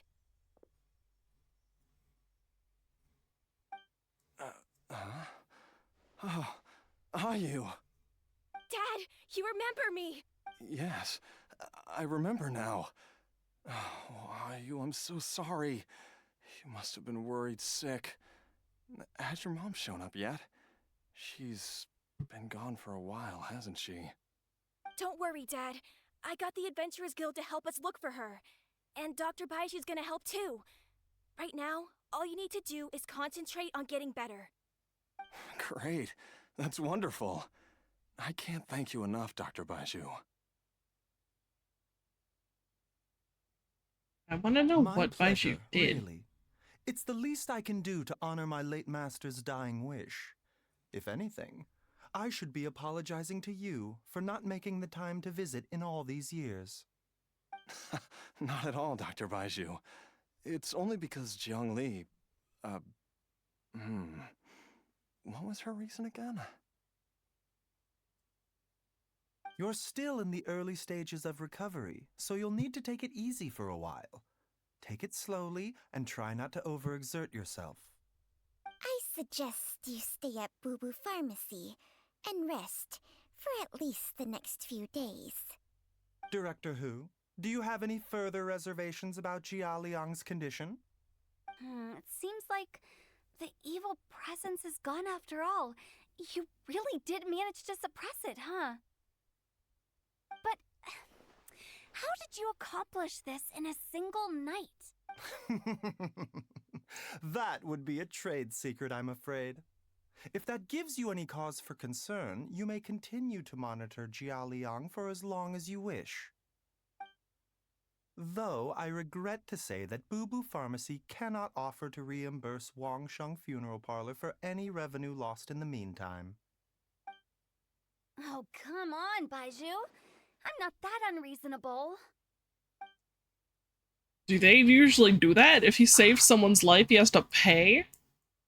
Like, she works at a funeral parlor, but she's not gonna go around wanting people to die. I've been stuck indoors for too long. Baizhu, take me outside for some air, or I'm going to suffocate. Ah, yes, of course. Everyone, please excuse Qiangsheng and myself for a moment.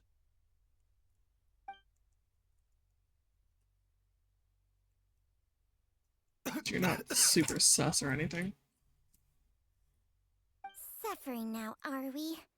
Did you seriously expect to cover it up just by putting on a brave face and ignoring it? If it weren't for my quick thinking, they'd have all seen the sorry state you're in by now.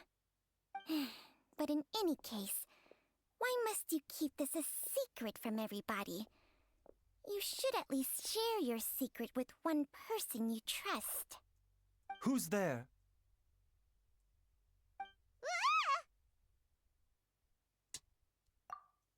Oh, time for you to share Why your did secret. You follow us here.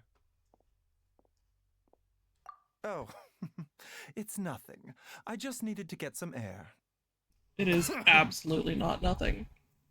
What did I just say about putting on a brave face? Traveler, Did she really say Paimon, tisk? the truth is, Baizhu did not cure Jialiang's illness. Instead, he transferred some of his own life force to his patient to temporarily subdue the poison in his system. Baizhu, can you please explain all of this? My predecessors in medicine forged a contract with Changsheng. Every successor to this contract is able to use Changsheng's secret art to treat patients. I believe the irregularities with Jialiang's heart meridian were likely caused by a poison concocted using god remains as a key ingredient. The poison has not been purged from Jialiang's system. Rather, I infused him with some of my own life force, using Changsheng as the delivery medium. This will suppress the poison's effects for a limited time. Changsheng?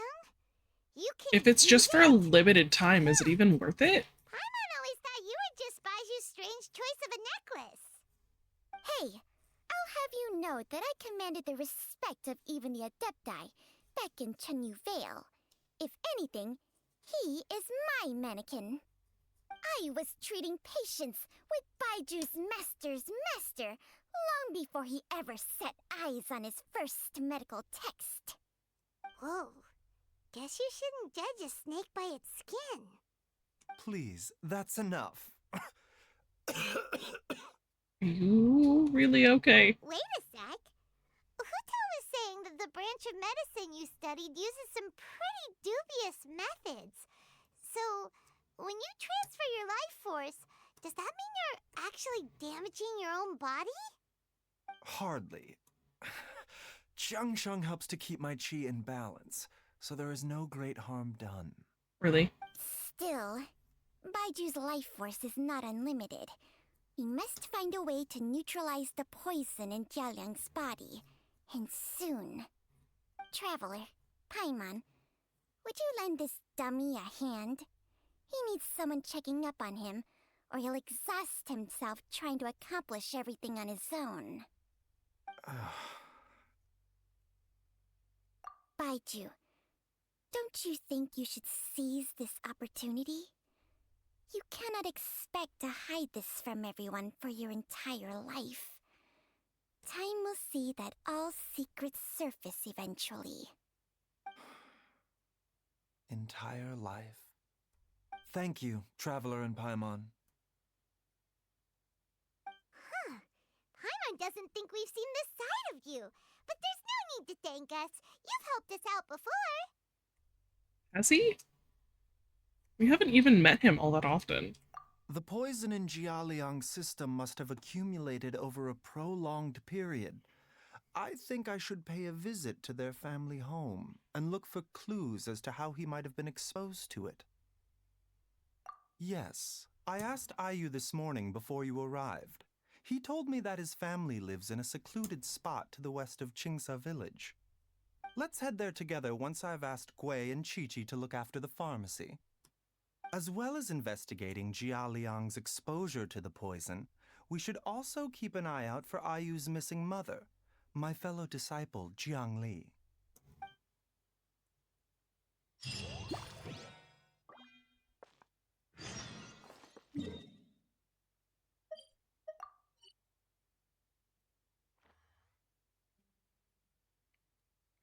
Go from here.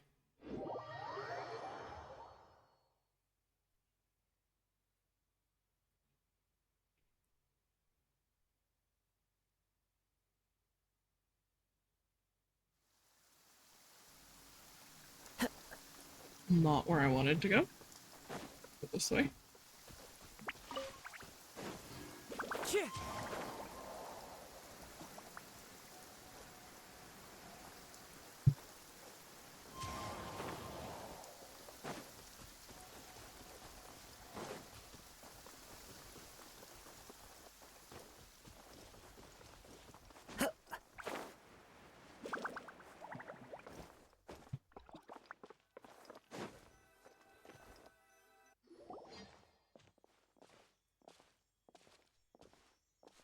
Whoa! There's a house all the way out here? Huh. It's so well hidden, Paimon's never noticed it before. Honestly, Nor have same. I. And I've hosted clinics at Qingsa Village many times in the past. If you ask me, Jiangli was trying to remain unnoticed. Oh, that reminds Paimon. We meant to ask earlier, but it slipped our minds in the rush to get here. Could you tell us more about Jiang Li? You said she was your fellow disciple, right? She was indeed. We studied medicine together under the same master near Chenyu Vale. She is several years older than I and also began her travels far earlier than me. As a result, the time I spent studying alongside her was rather short. Supposedly, she met an herb gatherer sometime during her travels and decided to settle down with him. That must have been Jialiang.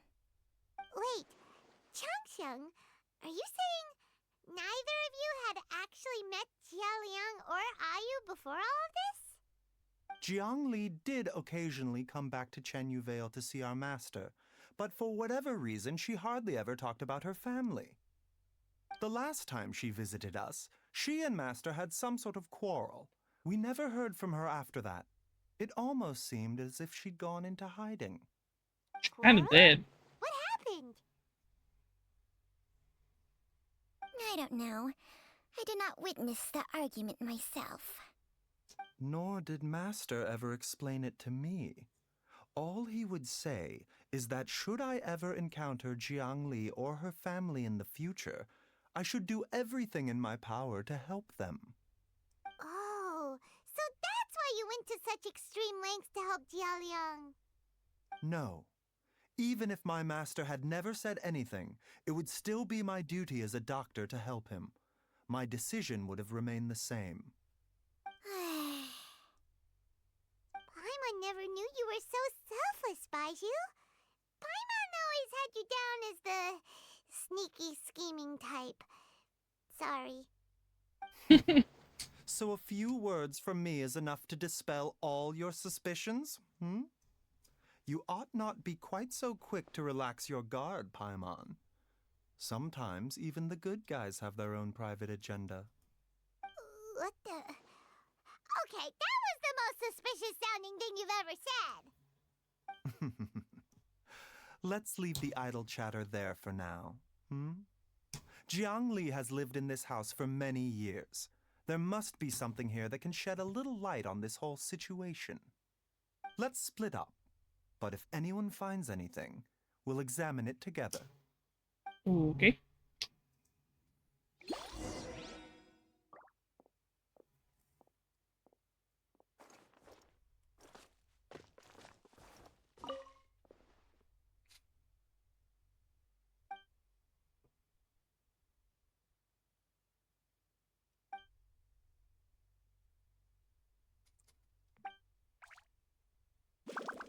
Interesting. The more he grows up, the sooner they can leave. That's neatly stacked. That's not neat.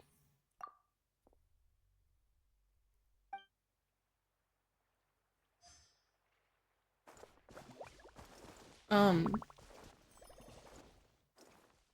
thought he was like crouched on the ground because something was wrong. It's like, excuse me, are you okay?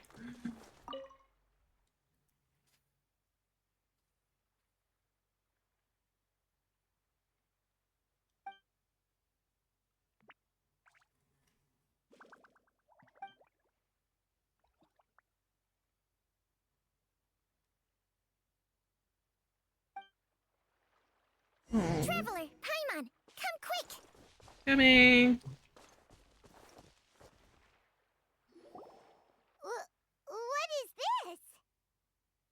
That looks eerie. Chung Shung and I found a hidden compartment. This is what was hidden inside. Huh. You sense it too? You're right. This is a poison concocted using god remains. Is it breathing? Paimon's not seeing things, is she? No, your eyes do not deceive you. I do believe the poison in this bottle is alive. 'Cause that's not weird. Some toxins act a lot like living organisms. I read about this once in the Origins and Symptoms of Diseases.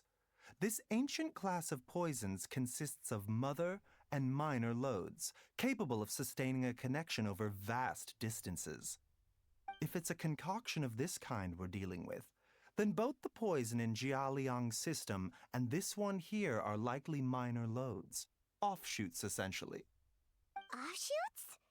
So, the main body is somewhere else? Correct. Whoever is administering the poison can manipulate the source to indirectly control the poisoned individual's behavior and even cognition. Similarly, the poisoned individual will hear, to a varying extent, the call of the source. The call of the...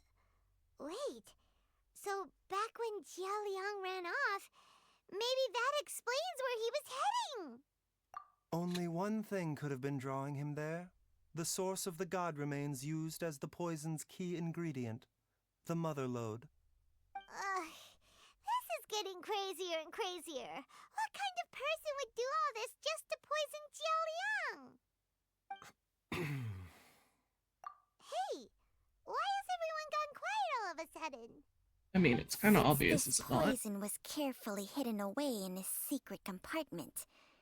The one who concocted it is likely a resident of the house. You mean Jialiang? Why would he poison himself? There are other Think a little residents. harder, Paimon. Someone else who lives here, and who might have expertise in crafting drugs. Huh? So you're saying... it was Jiang Li?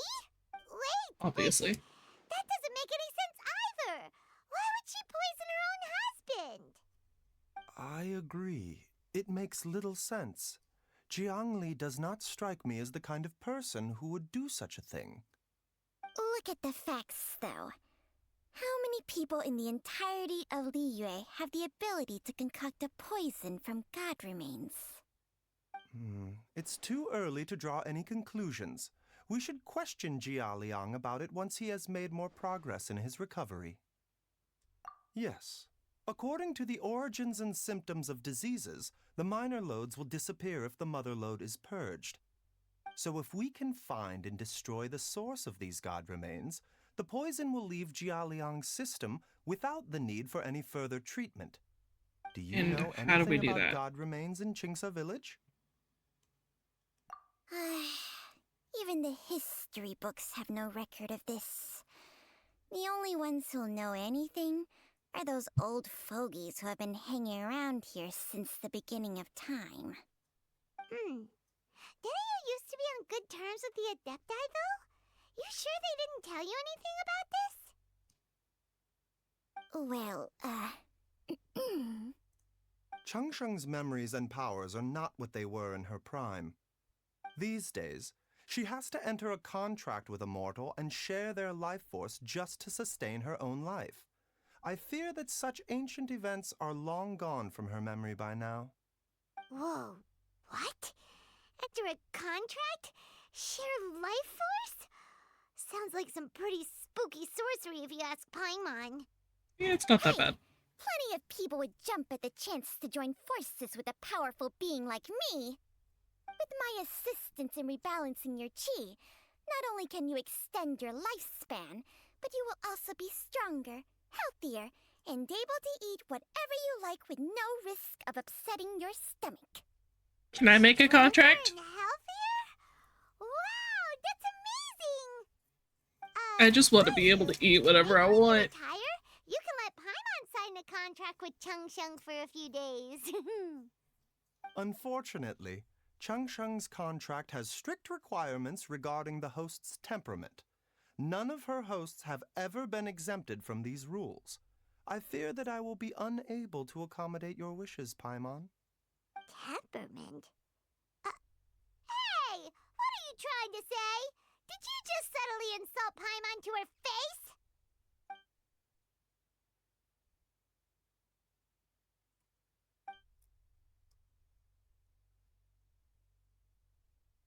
Ugh!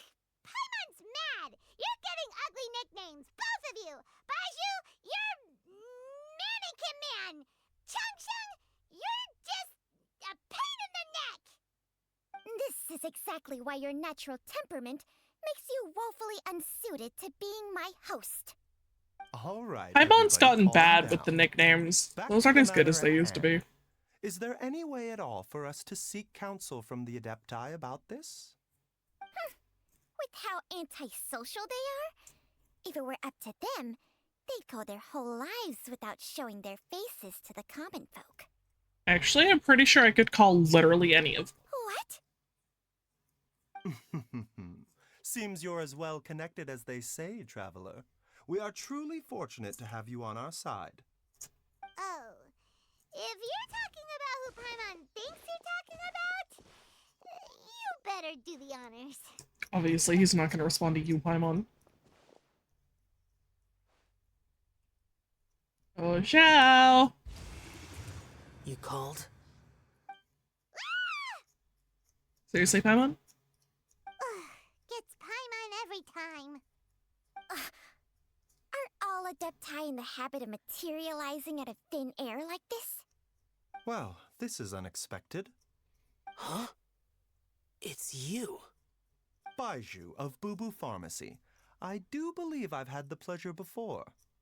The Lantern Rite, when we met briefly, I was unaware of your true identity.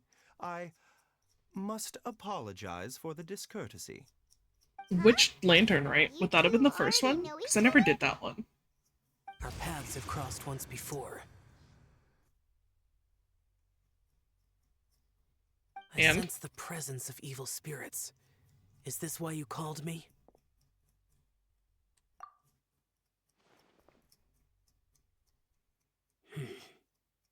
So someone has been concocting demonic poison. Too often, fervent desires drive mortals to abandon all regard for their own safety. It is lamentable. I now know what you seek. It is true that a god's remains are buried beneath the foundations of Qingce village. A vile monster known as the Che once wrought havoc over this land, before it was subdued by Rex Lapis.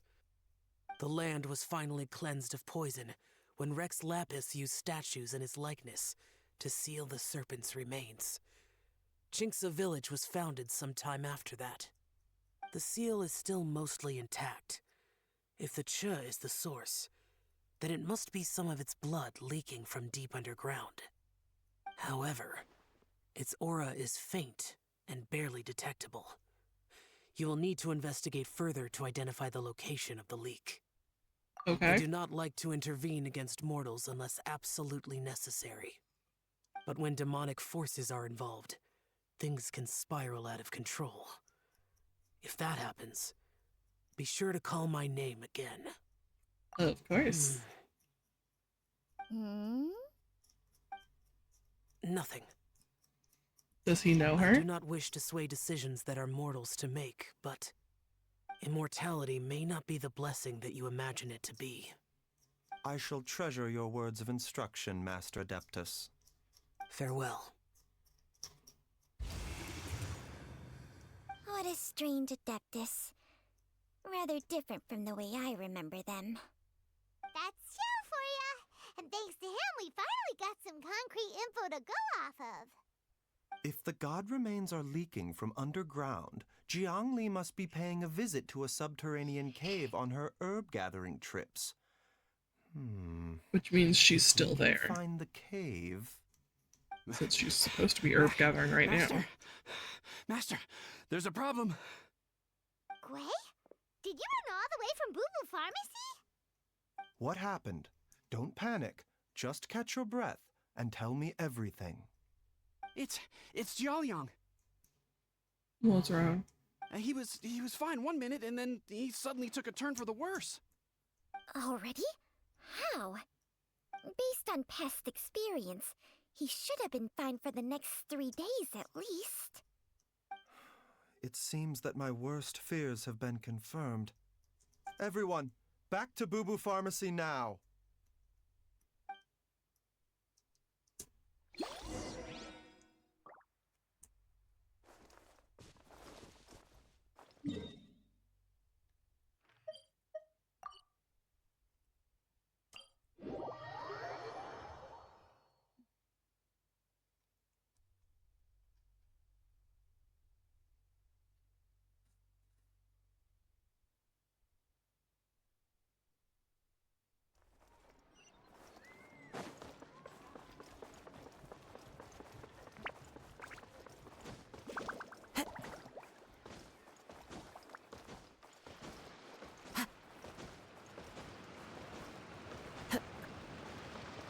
Almost yeeted myself off the side.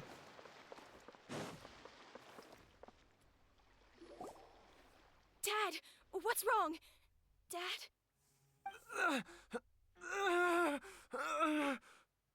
Don't be scared. Dr. Baizhu will be back soon. We're here. How is he doing?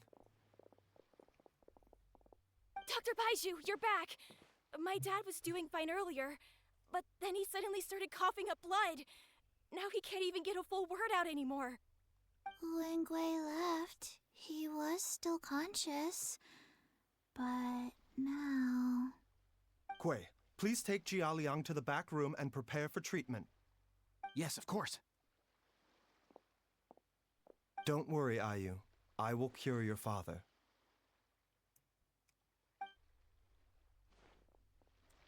Baizhu's not gonna use Changsheng's secret art again, is he?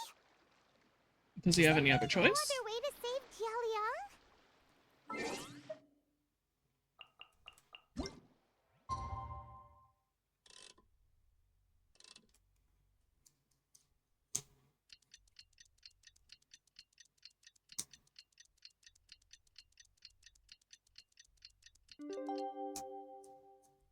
Wherever in the... How are you feeling, Dad? Are you still hurting anywhere? You're not gonna suddenly collapse again, are you? Much better, Ayu. I'm feeling much better. In fact, I can't explain it, but somehow I feel even better than usual. Wait, where's Dr. Baizhu? I still haven't had a chance to thank him. Seems he moved me here before I came to. Master said he needed to take a quick rest and asked me to bring Yeah, you out I'm of the sure he treatment needs room. some rest. He hasn't emerged yet, so he must still be resting. Oh, really? Well, he must be tired from treating me for 2 nights in a row. I don't know how I can begin to repay him for saving my life. I'll have to discuss it properly with Jiang Li once we find her. Speaking of which, has there been any word of her whereabouts yet? No, the Adventurers Guild hasn't gotten back to me yet. I'll go check with them again in a bit. I'll come with... Don't forget what Master said. You're still not out of the woods yet, Jiaoliang. I strongly suggest that you stay and rest at Boo Boo Pharmacy for now. I can accompany Ayu to the Adventurers Guild. I suppose you're right. I'll have to rely on you this time.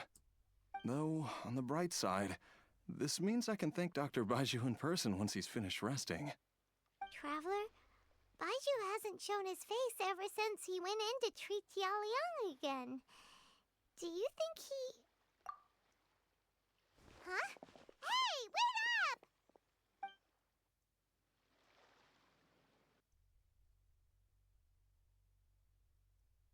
Let's go make sure he's still alive.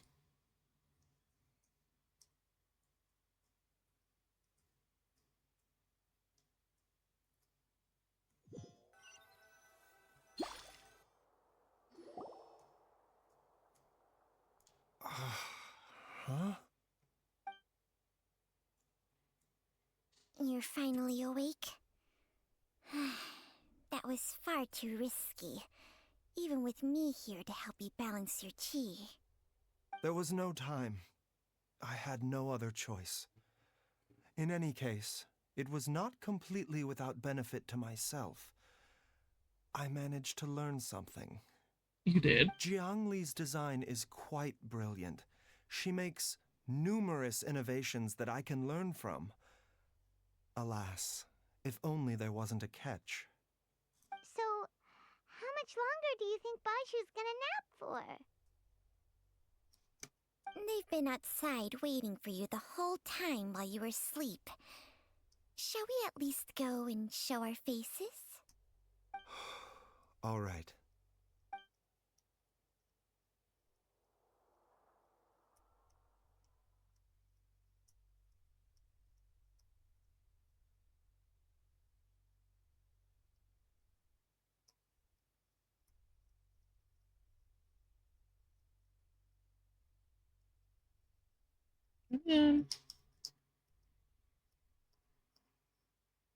God, I hate playing on PlayStation.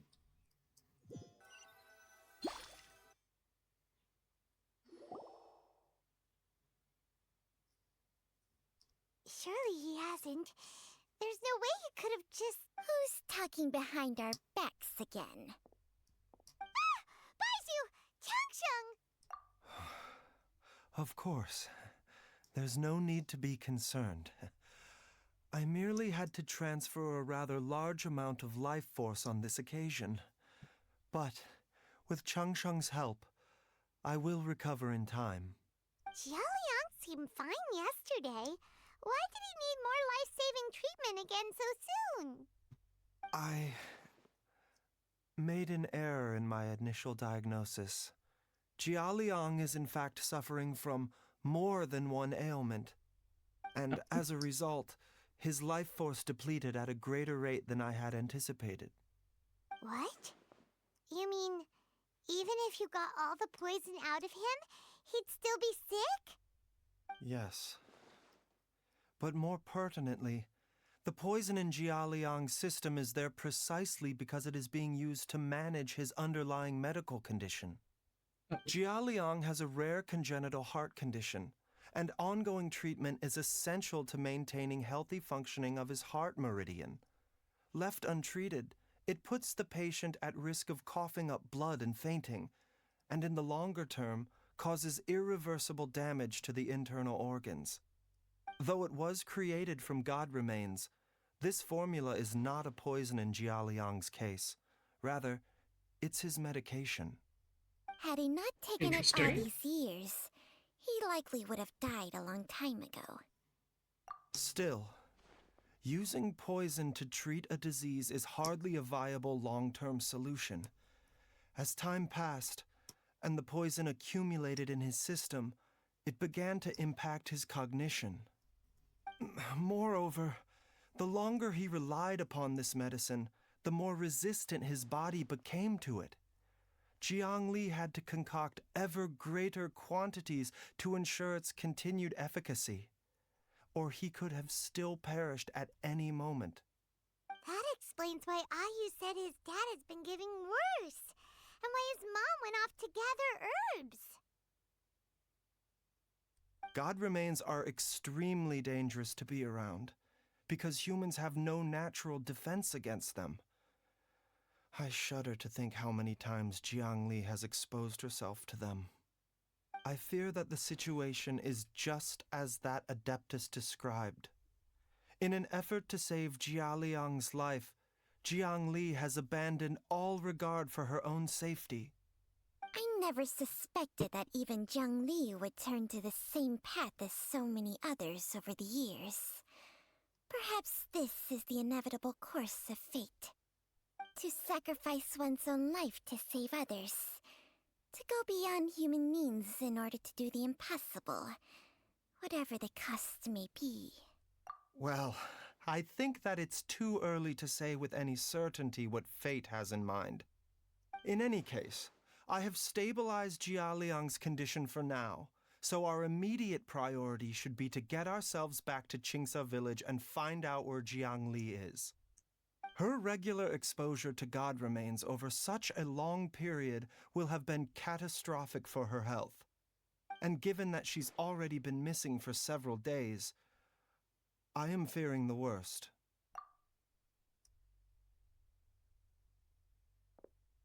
It's Oh, me. did you hear everything Traveler, too? Dr. Baizhu.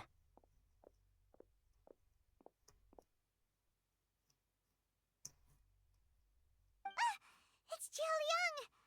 Don't tell Paimon you overheard everything already. Dr. Baizhu, please let me come with you. You've already done so much for my family. I can no longer just sit here and watch while you put yourself at risk for Jiangli's sake. After all, if it wasn't for me, she wouldn't have had to put herself in harm's way in the first place. I know I won't be of much help in battle, but at the very least, I can show you the way. Do you know where it I'm is? sure I'll be able to remember. I know there's a spot where she says goodbye to me every time she goes to gather her herbs. I'm sure I'll remember. I have to remember. Be careful. If you get too agitated, your blood pressure and stress levels will rise, putting further pressure on your heart. For your own safety, you should stay here and rest. No! We're out of time! We have to go now. Right now. Before I forget everything again. This trip will be extremely dangerous, and there is a very real possibility that you will not return from it. Are you sure you're prepared for that? I never expected to live this long in the first place. My death is already long overdue. So why should I fear it? There's only one thing I fear now, and that's that I'll forget her again before we manage to find her. What is Very it with well. people eavesdropping? Then follow me.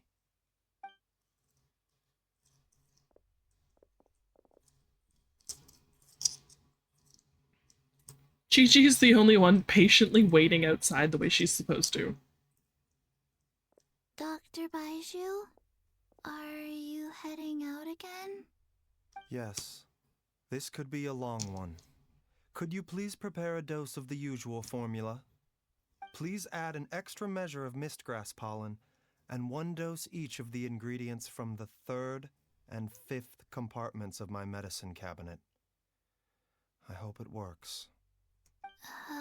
Dr. Baizhu, do you mean... Hop to it now. And remember to be careful with the cauldron this time. You don't want to burn yourself again. Oh, she burned herself? Show me your prescription.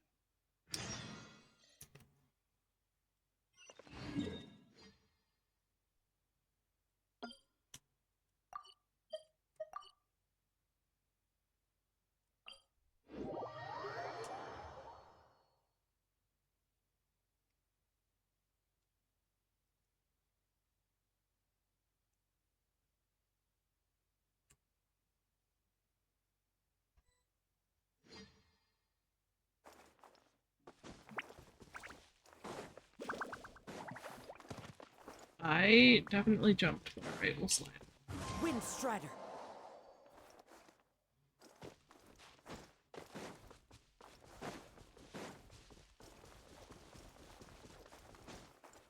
Follow the wind.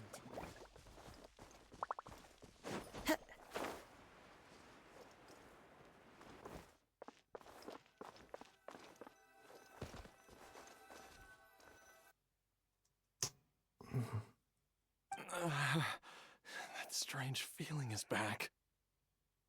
It's just like the day I went missing. It's as if something inside me is trying to guide me somewhere. The Motherlode's influence is growing stronger. But is it because we're getting closer to the source? Or because the leakage of Che blood is growing more severe? Could be Jialiang, both. can you sense which direction the source is in? I think it's this way.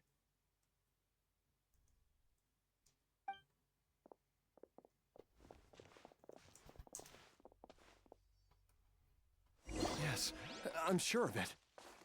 I'm following, don't worry.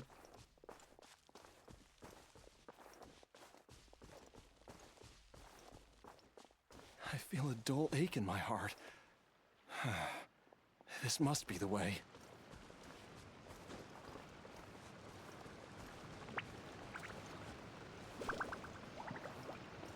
This place feels familiar. I think I've been here before. There's nothing here. Oh, it's gonna be a domain. There is an inauspicious presence here. Even I can sense it. I think I remember this place. Jiaoliang, are you okay? Maybe you should rest here while we continue the search. No, I have to keep going. Jiangli is still waiting for me. Then let's hurry.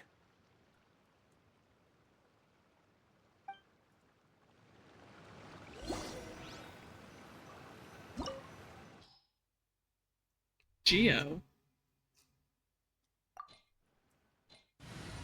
No.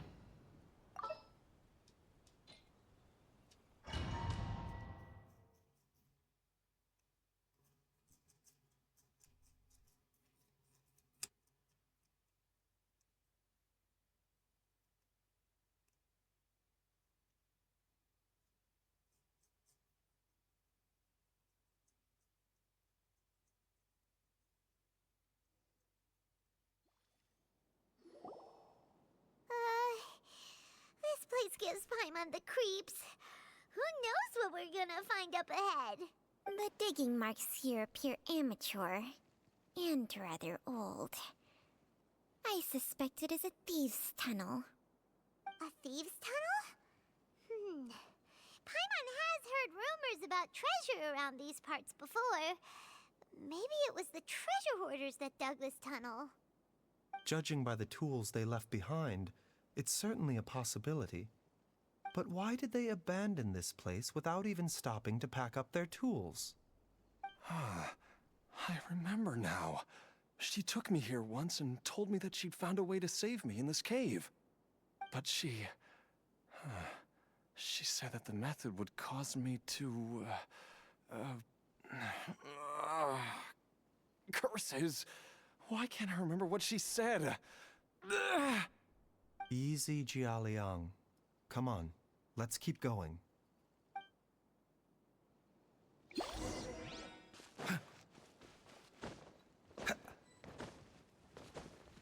I don't actually know how to use him. There is no escape! Into the wind!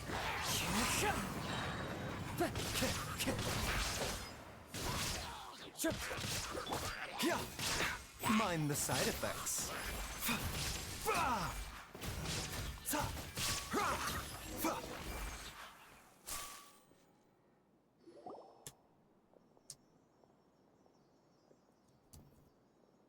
Whoa, there's a sensor here. Those treasure hoarders sure made themselves at home. Don't think this is from the treasure hoarders. I believe this sensor was used to burn a monster-repelling incense. A monster-repelling incense? You sure? 'Cause we did run into that group of monsters just now. Yeah, well, it's not exactly burning incense, is it? If I had to guess, the monsters we fought just now were enticed here by some entity deeper inside the cave. No doubt an encounter with the very same entity was what prompted the treasure hoarders to flee and abandon their designs on this cave. After them, Jiangli was the next person to discover this place and what lies inside. But to her, it presented an opportunity to save Jiaoliang's life, albeit as a last resort. That's right. This sensor, it belongs to Jiangli. Yes, this was the place. This is where I told Jiangli to give me the poison. Jiaoliang!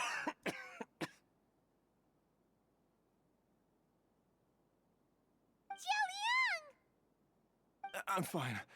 Let's keep going. I can feel it. She is right below us.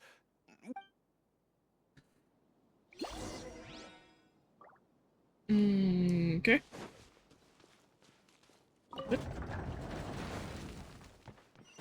Yeet. How did you land that?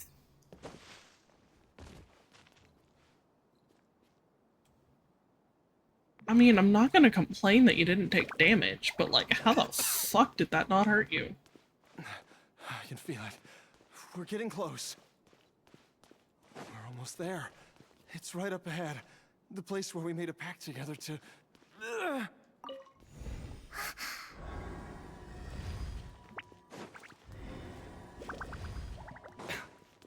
Cool. We can keep going now. From the looks of it, the energy released by this mechanism can not only clear barriers, but also be conducted by corresponding mechanisms. Perhaps it's something we can make use of.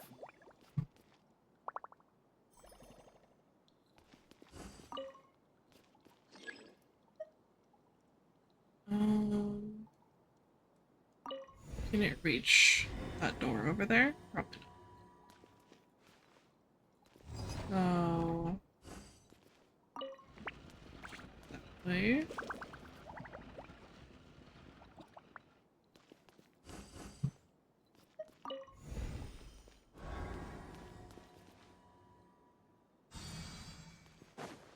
What's in here?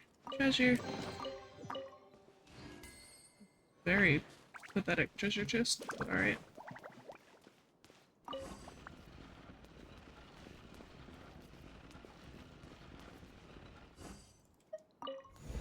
Let's check this one.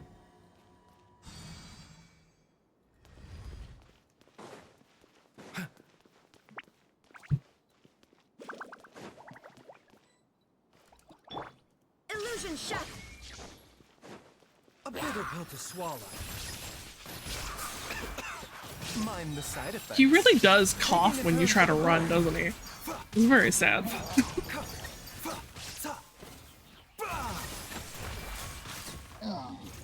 Why does he do so much damage though? This is hilarious.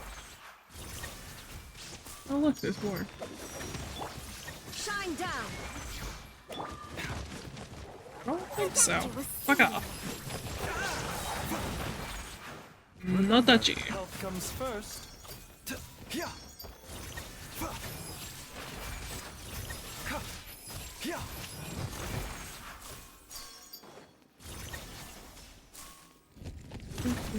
Mind the side effects. This is taking too long.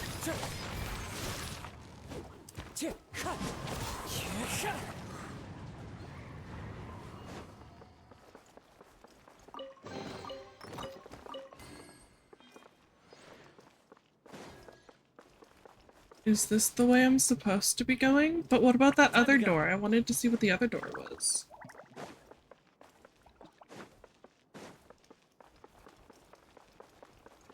I want to know what was over there. Or do I have to go this way to open something?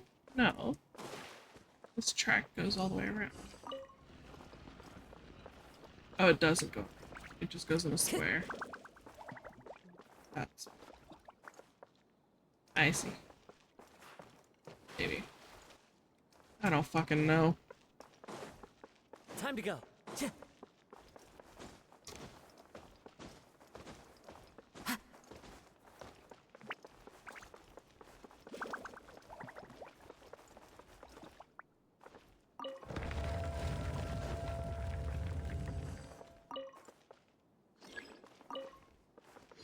You go.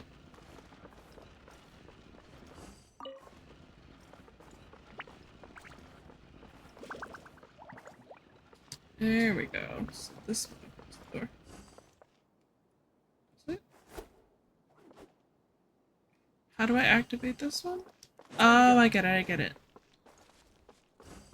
This one goes that way. And it's gonna bounce off of that one.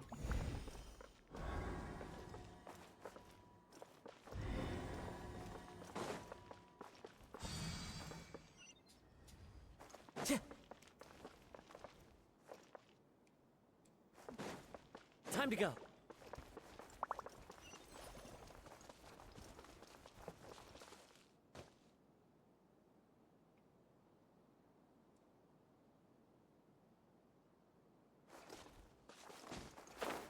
there anything across there? No, I literally can't.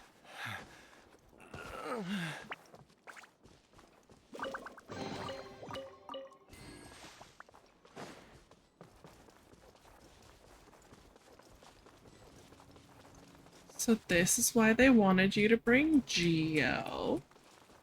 There is no Jiangli! Look out! There's a monster next to her! The god remains must have lured them here. Watch my back.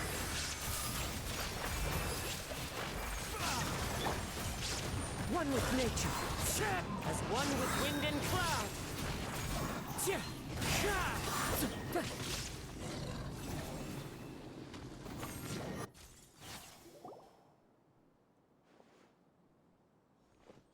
Dr. Baizhu, how serious is it? Is she... I can still feel a pulse, but her condition is quite grave. The god remains here are encroaching on her cognition, much as the poison in your system did to you. If we don't eliminate it soon, then even if we save her life, I fear that she may never wake up again.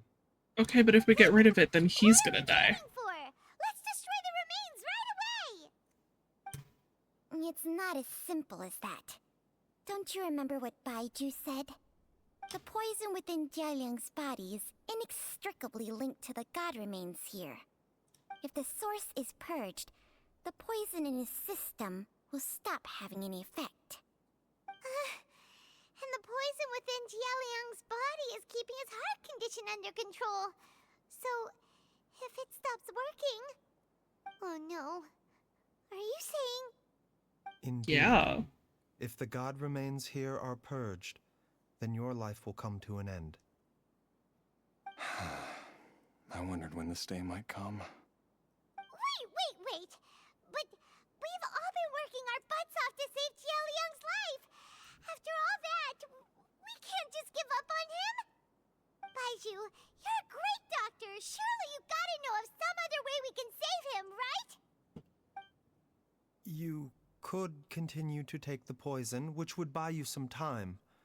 As for Jiangli, maybe if we put our heads together, we can think of something?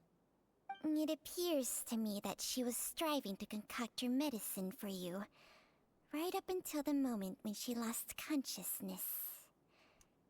Maybe it's her greatest wish that you will continue to take it and live. Dr. Baizhu, give it to me straight.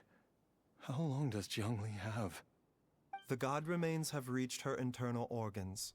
Under ordinary circumstances, I would give her less than 3 days. But if I were to treat her using a secret art... You can't do it again. But what would be the point of that? Dr. Baizhu, I'm all too aware of the dangers of god remains. You are not the first to mention it to me. If I continue to sustain my own life using this wretched substance, not only would Jiangli have to keep risking her life to make my medicine for me, but I would have to live with the looming threat of these remains breaking out and wreaking havoc not just upon me, but my entire family. I know for a fact that I should have died over a decade ago. The fact that I've been around to see IU grow up is already a great blessing from Rex Lapis. If my choice can bring Jiangli back, then even if I die... Is there no way to treat his, heart condition? After cheating death for so long, it seems I've grown somewhat addicted to life. Traveler, Dr. Baizhu, could I have another minute with my wife? I just want to have one final moment together. Just a moment, that's all. Of course. Thank you, everyone. And I'm sorry that I won't be able to repay your kindness in this life.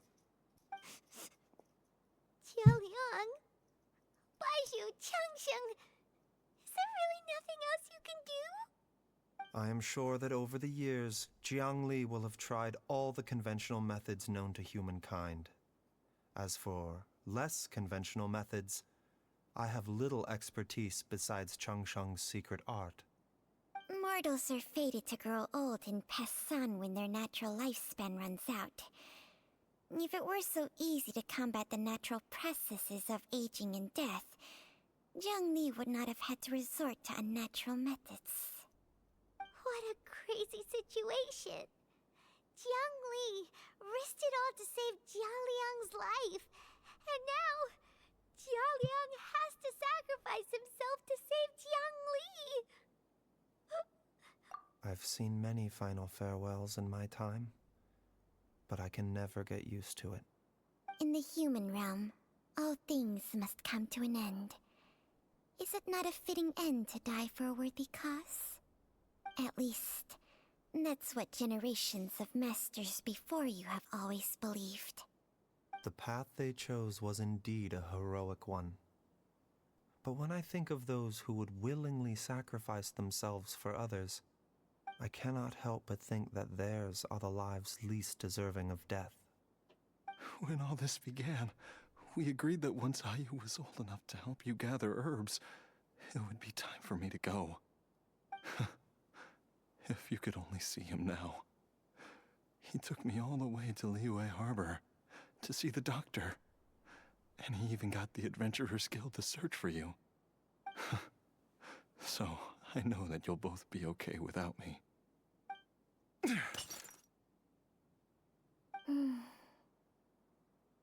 I've said my goodbyes.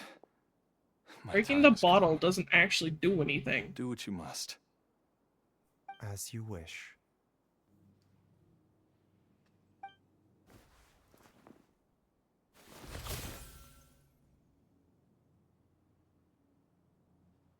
Was it really something that easy to destroy?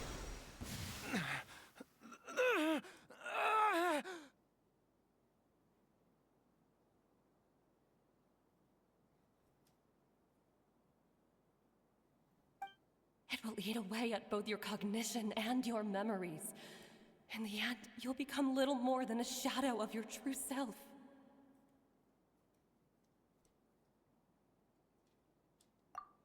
I'll take it. At the very least, it will allow me to stay with you and watch Ayu grow up.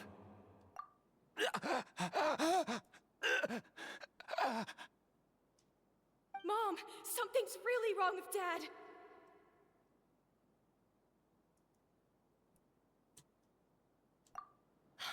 Don't fret, Ayu. I will gather some medicinal herbs right away. I promise you, nothing will happen to our family.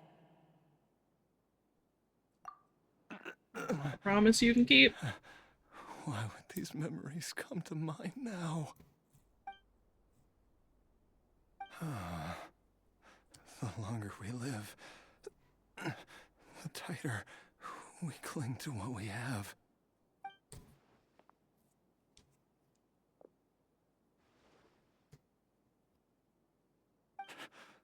Oh, how I would love to hear your voice one last time.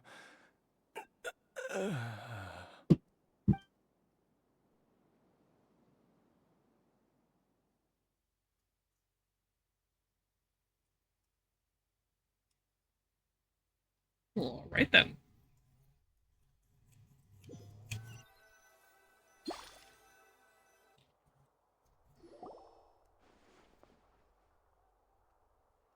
Jialiang! Jialiang! Jialiang! Jialiang! Dad, are you awake? Jiangli, are you? How is he alive? Didn't I... Huh? What are these? How does it feel to come back to life? Is he a zombie like Chi-Chi now? Do you feel strange or different in any way? If so, could you describe it to me in detail? Dr. Baizhu, I thought that I was going to... You did. Die? You did indeed. As things stand now, you're more akin to a zombie than a human. I'm a zombie? That's right. Before we set off, I asked Chi-Chi to prepare an elixir of immortality. With its help, you have been suspended in the space between life and death. Of course, this is but a crude imitation of an Adeptus art. I don't expect it to extend your life indefinitely. Whether it will keep you alive for a few days, a few months, or a few years, I am as interested as you to find out. But, however long you have left, I believe it should be more than sufficient time for you to say your final goodbyes before departing the world in peace. I hope that Director Who finds this arrangement to be a satisfactory one. An elixir of immortality? How'd you cook that up? Ugh. Leave it to you to work on something like that behind my back. It's a work in progress that hardly lives up to its name, and it would have had no effect were it not for Jia Liang's iron will. In the end, I am merely a doctor. I understand very little of the great principles governing life and death and the perpetual cycle of yin and yang. All I know is that if I'm presented with a life that deserves to be saved, I will do everything in my power to save them. And even this would have counted for nothing without Director Who's assistance. After all, did you not tell Jia Liang to show us the way before we set off for Qingsa village? Oops. And I'm busted. Without Director Who nudging things in the right direction, we may not have found Jiang Li in time.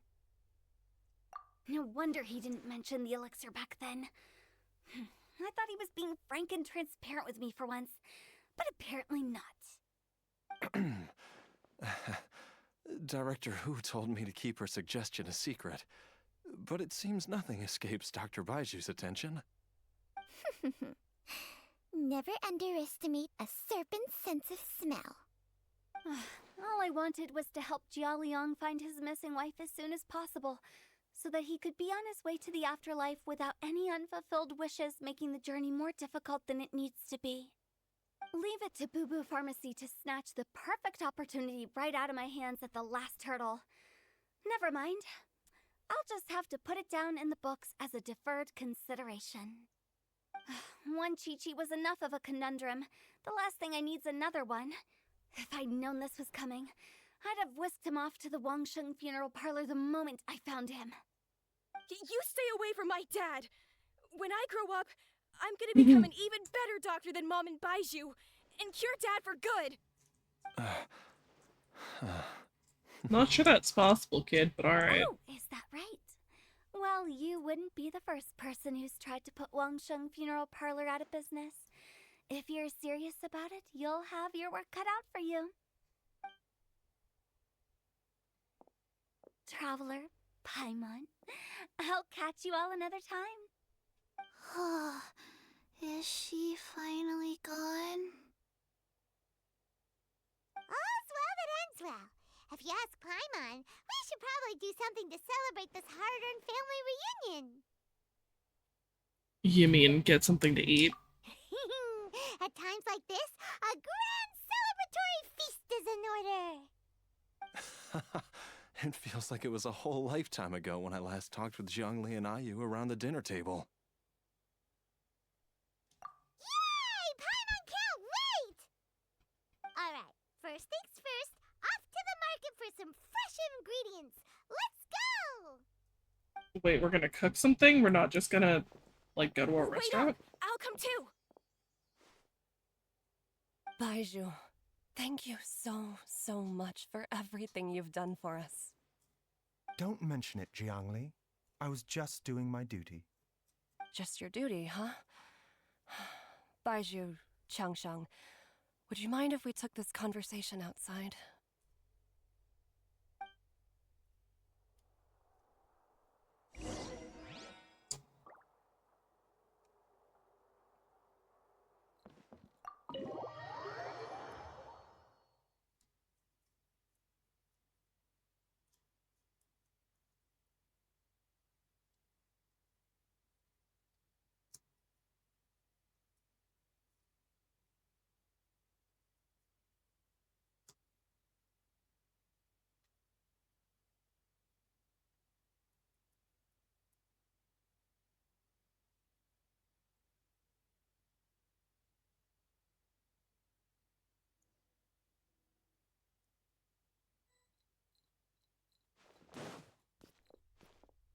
Where are we going?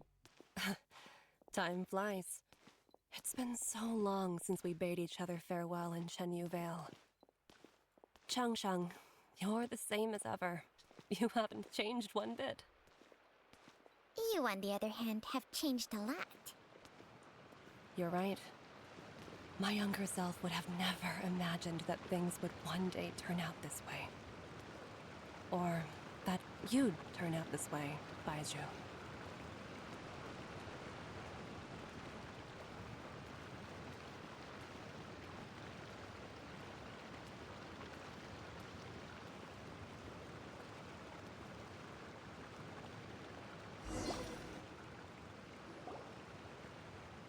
I've taken a look at your elixir of immortality.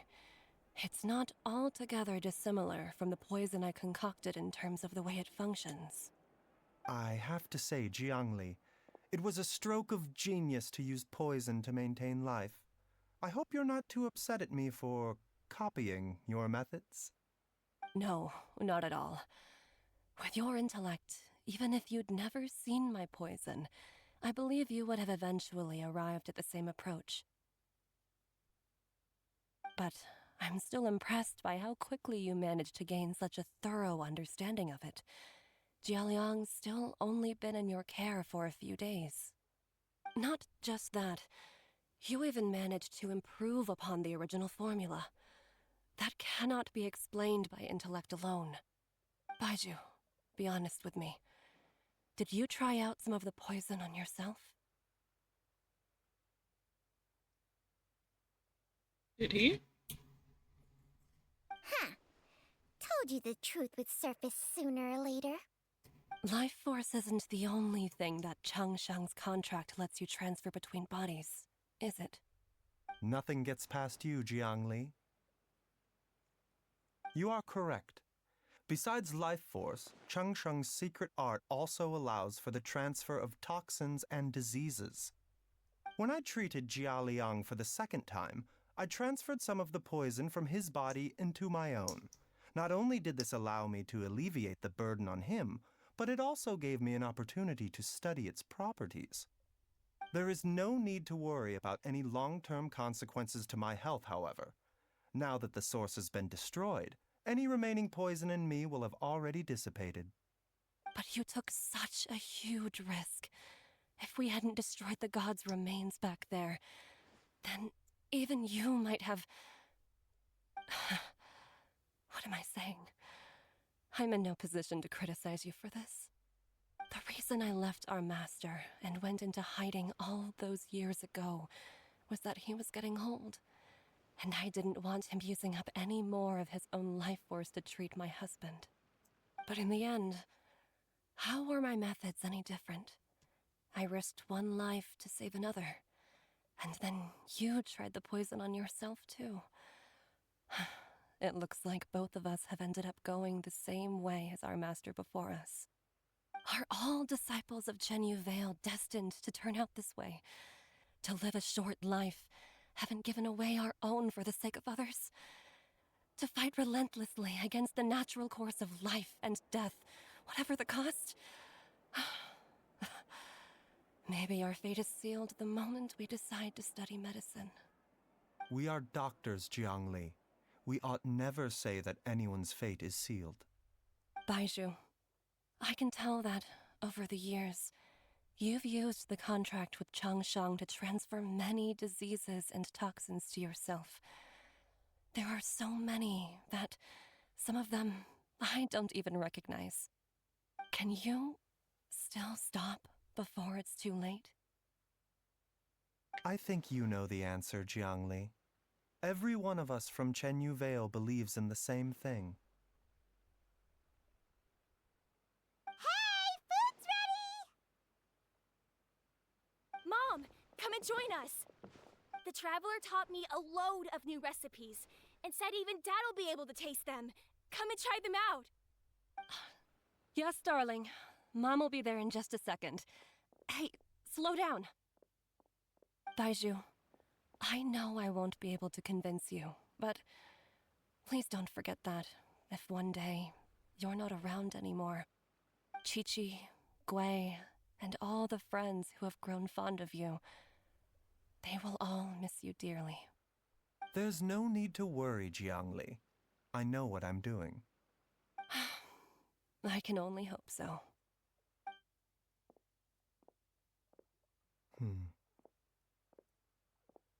Baizhu, what did Jiang Li mean by not around anymore? Every single mortal I've ever contracted with, including Baizhu and Jiang Li's master, has passed away at a young age. Wait, that doesn't make any sense. You said that the contract with you helps people live longer. It is a very long story. Are you going to tell it to us? Long ago, when plagues ravaged the land, one doctor made a pledge to rid the world of pain and suffering. But even the most ingenious mortal medicine could not stay the tide of disease. And after working tirelessly for many years, even his dearest loved ones fell sick and bade their final farewell. Legends told of an herb lord in Chenyu Vale who could cure any illness known to mankind. The doctor sought the herb lord, but found only a white snake, its breathing weak and its power all but spent. Sign this contract and let our lives be joined. Then I will impart to you the secret art of healing. But be warned, this art will harm your own health. With means beyond human ken, the doctor could now reverse the process of death. And yet, the time still came to say goodbye. Only now, the one departing was the doctor, his life force spent. His final act in life was to pass on the contract to his final patient, his favorite disciple. The disciple chose to dedicate their life to saving the lives of others. And generation upon generation followed in these footsteps.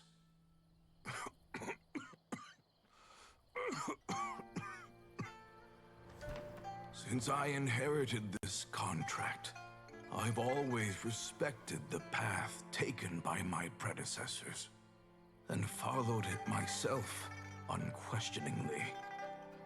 That is, until I tried to use the art to save my own disciple's beloved. She begged me not to use up my own life force.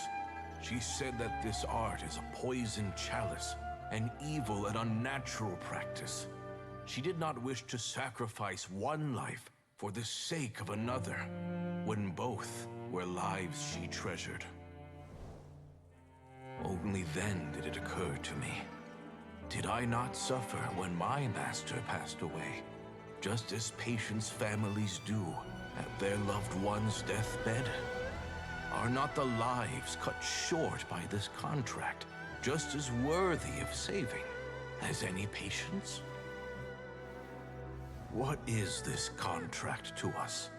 Medicine or poison? Alas, I no longer have enough time left to find the answer. I entrust to your care both Changsheng and this final question. May you find a remedy for this conundrum, which has ailed us so.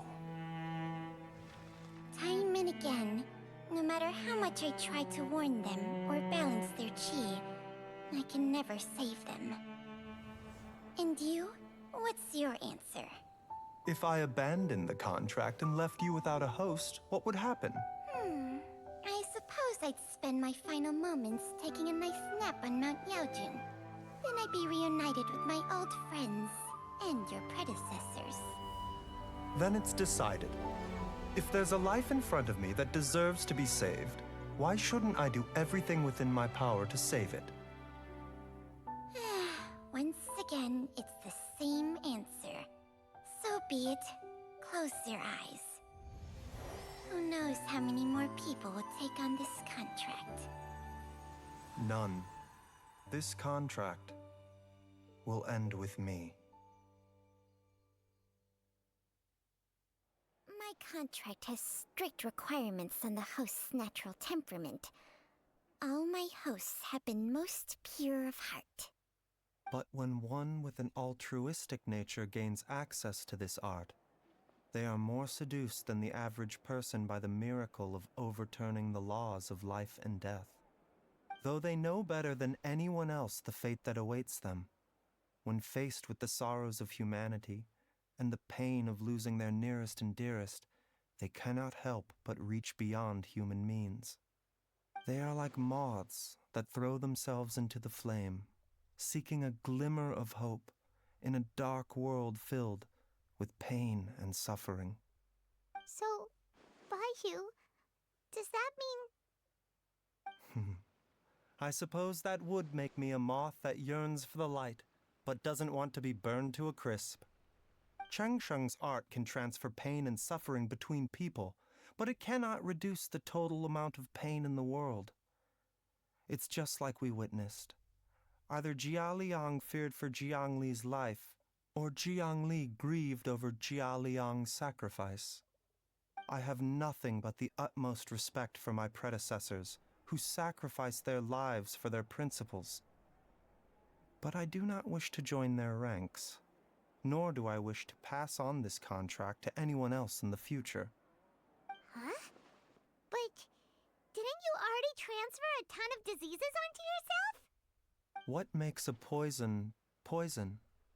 And what makes a disease a disease? When it comes down to it, are not both mechanisms that affect the operations of the human body? If disease is defined as deviation from normal functioning, then who knows? Perhaps the true elixir of immortality could in fact be a kind of poison. Many may view the notion of searching for immortality in poisons and illnesses as a flagrant violation of the natural order. But to me, it is no different from the way our ancestors tested the medicinal qualities of herbs by sampling each and every one. I don't want those who come after me to lose their lives to this contract. Nor do I wish for Changsheng to perish from losing her host. This leaves only one solution, doesn't it?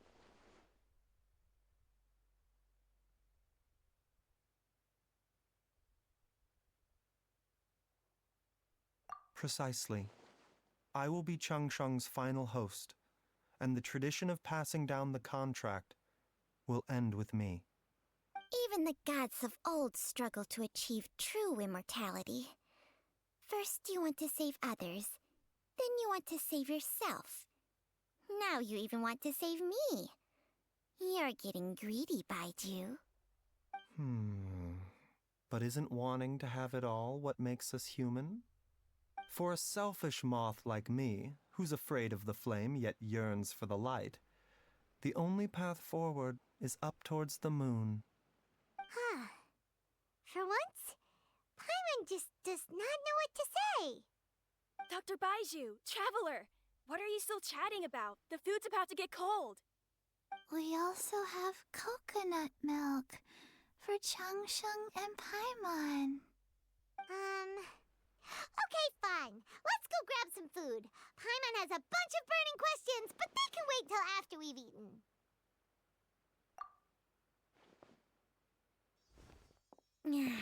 I do envy Paimon sometimes. Eating her fill is enough to satisfy her body and mind. True. And yet, although we call them simple pleasures, are such things as these not precisely why we mortals cling desperately to the life we have?